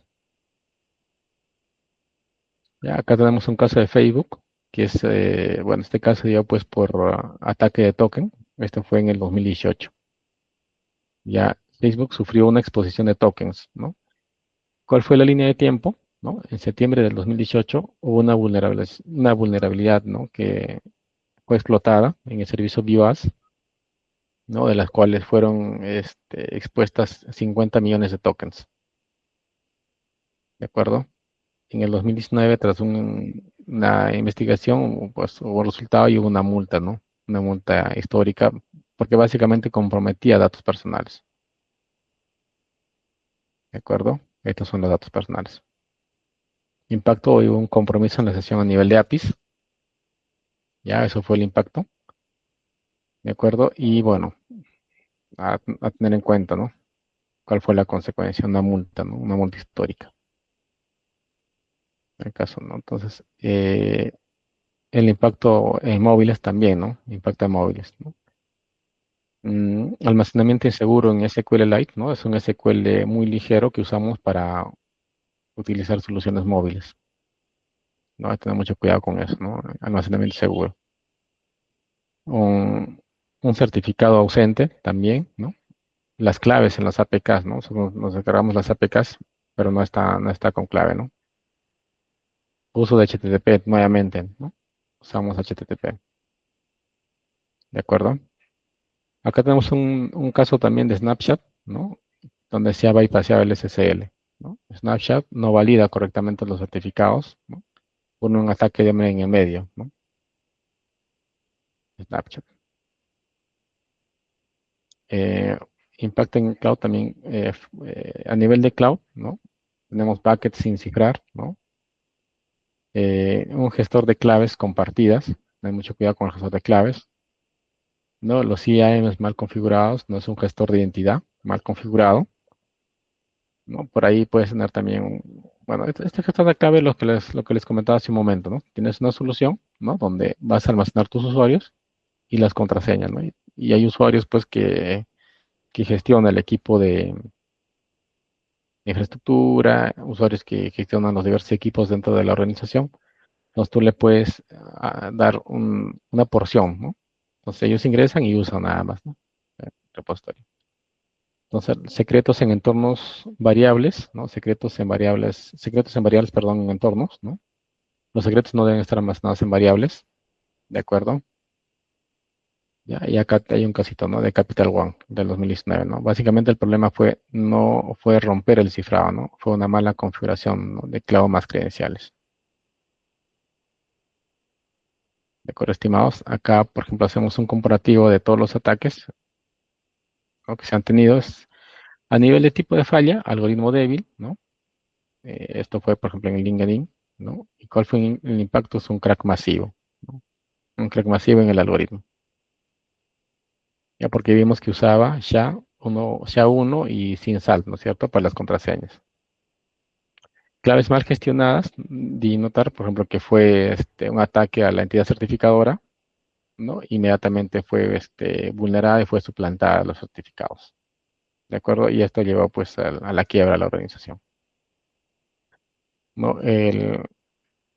No es recomendable hacer el hardcode de secretos, no se debe hardcodear los secretos, ¿no? Acá hardcodearon y finalmente pues hubo una filtración, ¿no? Y finalmente se tuvo un impacto en unas multas a nivel de datos personales. Los tokens también fueron inseguros, ¿no? Este ejemplo fue de Facebook, ¿no? Y también hubo una multa a nivel de datos personales también, ¿no? Un misconfiguration a nivel de cloud, ¿no? De Capital One y llegó pues a un impacto de 80 millones de dólares, ¿no? Entonces, como verán, hay que tener, básicamente esto se desprende pues de nuestra política, ¿no? Nuestra política, las buenas prácticas de la gestión de las, se puede hacer de nuestras llaves criptográficas, de los hashes, ¿no? De los certificados, ¿no?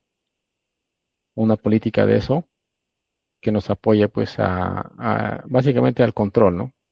Y al control de todo el ciclo de vida, ¿no? Desde la creación hasta la disposición. Entonces, como organización, vamos a tener un control de cada uno de estos certificados, ¿no? De estas llaves de cifrado. Vamos a tener un control. Entonces, es importante esa parte, ¿no? Tener en cuenta si nosotros vamos a ver la parte de seguridad, la parte de ciberseguridad o la parte, pues, nos vamos al lado de tecnología de la información. Y algunas consultas de discusión, ¿no? En la organización tenemos un inventario de algoritmos. No sé si ustedes tienen un inventario, no sé si pueden compartir la experiencia que ustedes tengan. ¿Habrá estimados un inventario de algoritmos en su organización?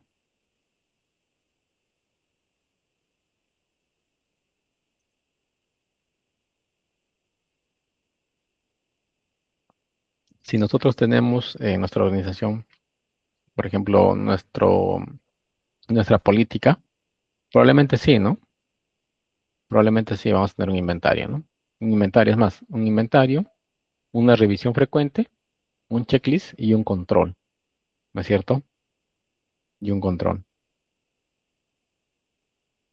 ¿No? Existe un gobierno de claves, estimados en sus organizaciones, existe un gobierno de claves criptográficas o de llaves o de keys,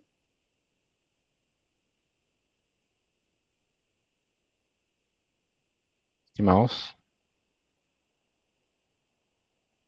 Existe un gobierno de claves, existe una rotación de secretos de las claves, rotamos las claves, ¿no? En estas organizaciones, en vuestras organizaciones, ¿no? Tenemos un KSM, un Key Management System, un sistema de gestión de claves centralizado. Tenemos una auditoría continua en nuestras organizaciones, de nuestros repositorios, importantísimo, ¿no?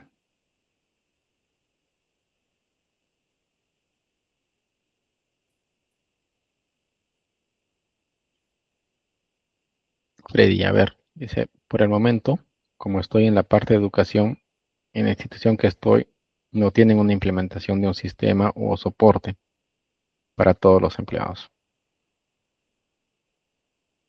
Ya,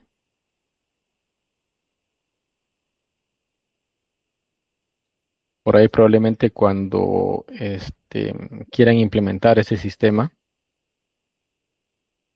probablemente tener estas consideraciones, ¿no? Las consideraciones, ¿no es cierto? De las consideraciones que hemos visto en las sesiones, ¿de acuerdo? Eso es importantísimo ahí, Freddy, tener esas consideraciones. Cuando implementan un sistema, ¿no? O, como indica ser el soporte para todos los usuarios, ¿no? Tal vez a nivel de autenticación, de tokens de autenticación, ¿no? De la generación de credenciales, ¿no? O del almacenamiento, ¿no es cierto? De las contraseñas, por ejemplo, ¿no? Como a nivel, si desarrollamos nuestros sistemas in-house, ¿no? ¿Qué consideraciones debemos tener en cuenta?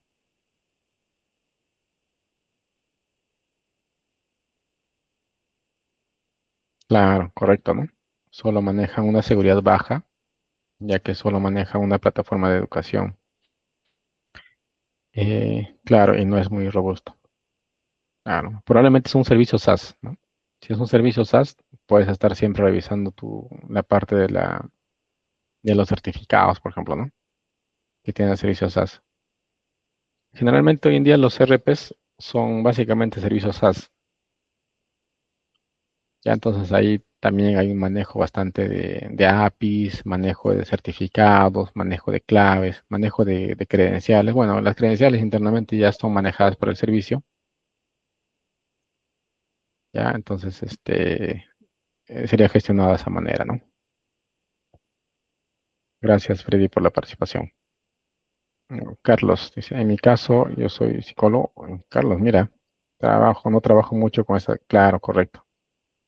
Pero desde mi punto de vista, donde yo vivo en Bolivia, no tenemos un sistema de soporte adecuado en muchas instituciones, tanto públicas como privadas, siento que siempre hay fallas de sistema por mal uso o por falta de conocimiento. Sí, de acuerdo, ¿no? A veces en las instituciones, pues, se podría decir del gobierno que usamos, a veces mm, es bien complicado la actualización, ¿no? Probablemente por el impacto que tenga, ¿no? O por los sistemas legacy que trabajan, ¿no? Entonces hay que tener básicamente pues en nuestro gobierno, o sea, en el gobierno de las claves, ¿no? Tener básicamente pues todo un soporte, ¿no? Un manejo adecuado de estas, ¿no? Y sí, pues a veces en las organizaciones es bien complicado, ¿no? Entonces, y comunicaba, probablemente en el análisis de riesgo que hagamos, ¿no? Probablemente no representan riesgo, ¿no? Entonces, van en función de la actualización por último, por ahí, ¿no? Por decir. Pero si por ahí son, por ejemplo, de banca, no de dinero, no de alguna organización de ese tipo, probablemente sí, ¿no? Tienen todos sus controles, ¿no? Porque básicamente, pues ese es su rubro, su negocio. Y también tiene reguladores de por medio. Entonces, eso sería. Carlos, perfectas. Psicólogo. Bien, Carlos. Estimados, alguna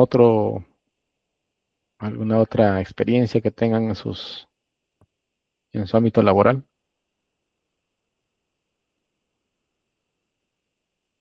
¿Ninguna?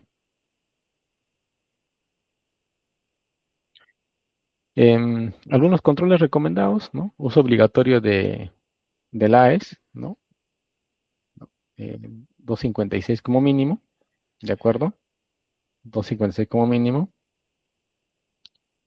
Uso también recomendado es RCA, ¿no?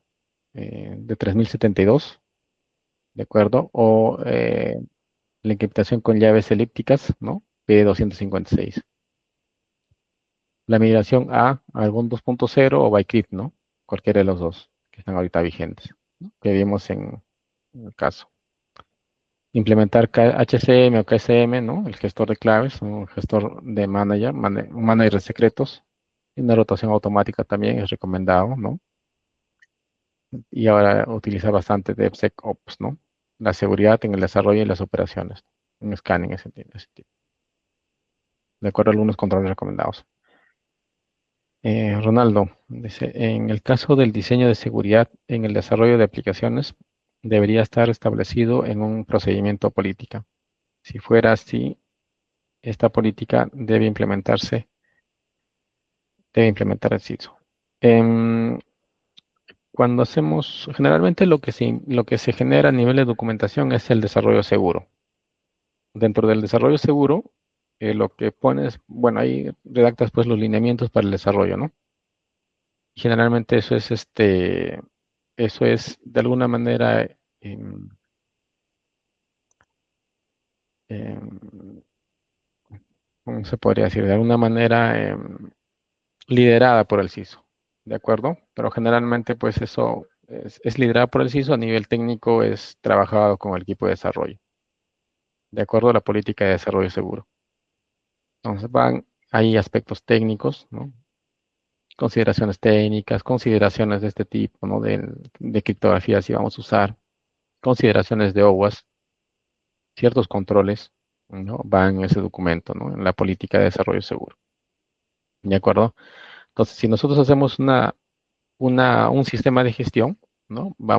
Tenemos nuestra política general de seguridad, que es la política general, y vamos a tener bastantes, o un montón de políticas más específicas, ¿no? Y una de ellas es esto, ¿no? El desarrollo seguro, ¿no? Puedes tener la gestión de claves, la gestión criptográfica, ¿no? Etcétera. Entonces, dependiendo de tu organización. Entonces, eso básicamente sería, ¿no? O sea, es gestionada o liderada por el CISO, pero debe ser trabajada con el equipo de desarrollo en este caso, ¿no? Si vamos por la política de desarrollo seguro. ¿De acuerdo, Ronaldo? No necesariamente implementada, sino liderada y obviamente se debe cumplir, ¿no? Todos sus lineamientos. ¿De acuerdo? Entonces, eso debe ser liderada por el CISO, pero trabajada con el equipo de desarrollo, ¿no? Con el departamento de desarrollo, el jefe de desarrollo, ¿no? Y con el equipo de desarrollo. Entonces, ahí van de la mano, ¿no? Van de la mano. Entonces, para que sea más real, más tangible, ¿no? Porque probablemente el CISO con sus conocimientos, no todas las buenas prácticas son implementadas, ¿no? Tal cual lo dicen las buenas prácticas, ¿no? Que hay que hacer ciertas adecuaciones, ¿no? Hay que, en lo posible, ir alineando la forma de trabajar del negocio a estas buenas prácticas. Entonces, ahí es donde entra, ¿no? El CISO, para ir alineando. Perfecto, Ronaldo. Mm, bueno, actividades prácticas, básicamente es a nivel de mesa de trabajo, ¿no? Utilizamos un algoritmo, por ejemplo, HS256, ¿no? Una clave compartida entre 5 microservicios y un secreto, ¿no? Almacenado en el repositorio Git, ¿de acuerdo? Acá hay ciertos riesgos, sí hay riesgos, ¿no? Porque estamos compartiendo las claves con los 5 microservicios, ¿no? Y por ende puede haber una filtración, ¿no? O un ataque. Entonces, si hay un ataque, puede haber un impacto reputacional, ¿de acuerdo? Si gestionamos datos personales, si gestionamos datos por ahí financieros, o dependiendo de la industria, puede haber un impacto reputacional, ¿no? Y bueno, si sucede, debemos de tener un plan de contención, ¿no? Un plan de contención, ¿de acuerdo? Y una comunicación, ¿no? Una comunicación. Y este plan de comunicación debe, pues, siempre ver las distintas aristas, ¿no? No es lo mismo comunicar al usuario interno, no es lo mismo comunicar a la alta gerencia y no es lo mismo comunicar por ahí, pues, a los inversores, ¿no? Entonces hay un plan de comunicación. Algunas conclusiones, ¿no? La criptografía moderna es fuerte, hoy por hoy, sí, ¿no? Las implementaciones humanas son débiles, claro que sí, pero ahí hay que tener bastante cuidado desde la parte del diseño, ¿no? La mayoría de brechas no rompen el AES, ¿no? O sea, básicamente lo que hemos visto nosotros es una implementación débil, ¿no? No tener ciertas consideraciones al momento de implementar. Y se rompen básicamente pues las configuraciones, se rompen los secretos, no hay una gobernanza, ¿no? Y por ende hay un impacto en los procesos. Bien, estimados, hasta este punto, ¿alguna duda, alguna consulta, algún aporte?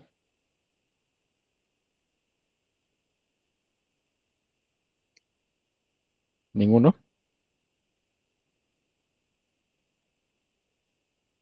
Ronaldo, Carlos, Freddy, ¿no? Perfecto por las intervenciones, Richard también, ¿no? Equipo, gracias por la intervención. Si no hay mayor consulta, mayor duda, cerraríamos nuestra sesión de día y nos vemos mañana a la misma hora bueno, ya el de mañana sería la última clase, ¿no? Ahí lo que voy a poner, lo que vamos a ver básicamente es ya a nivel de controles, ¿de acuerdo? A nivel de controles y con eso estaríamos cerrando nuestro curso. Listo, estimados. Entonces, si no hay mayor consulta, con eso damos por cerrar la sesión de día y nos videaríamos el día de mañana. ¿Listos? Listos, estimados. Muchísimas gracias. Nos vemos mañana. Gracias, dije. Gracias, muchachos. Gracias. Gracias por su tiempo. Gracias.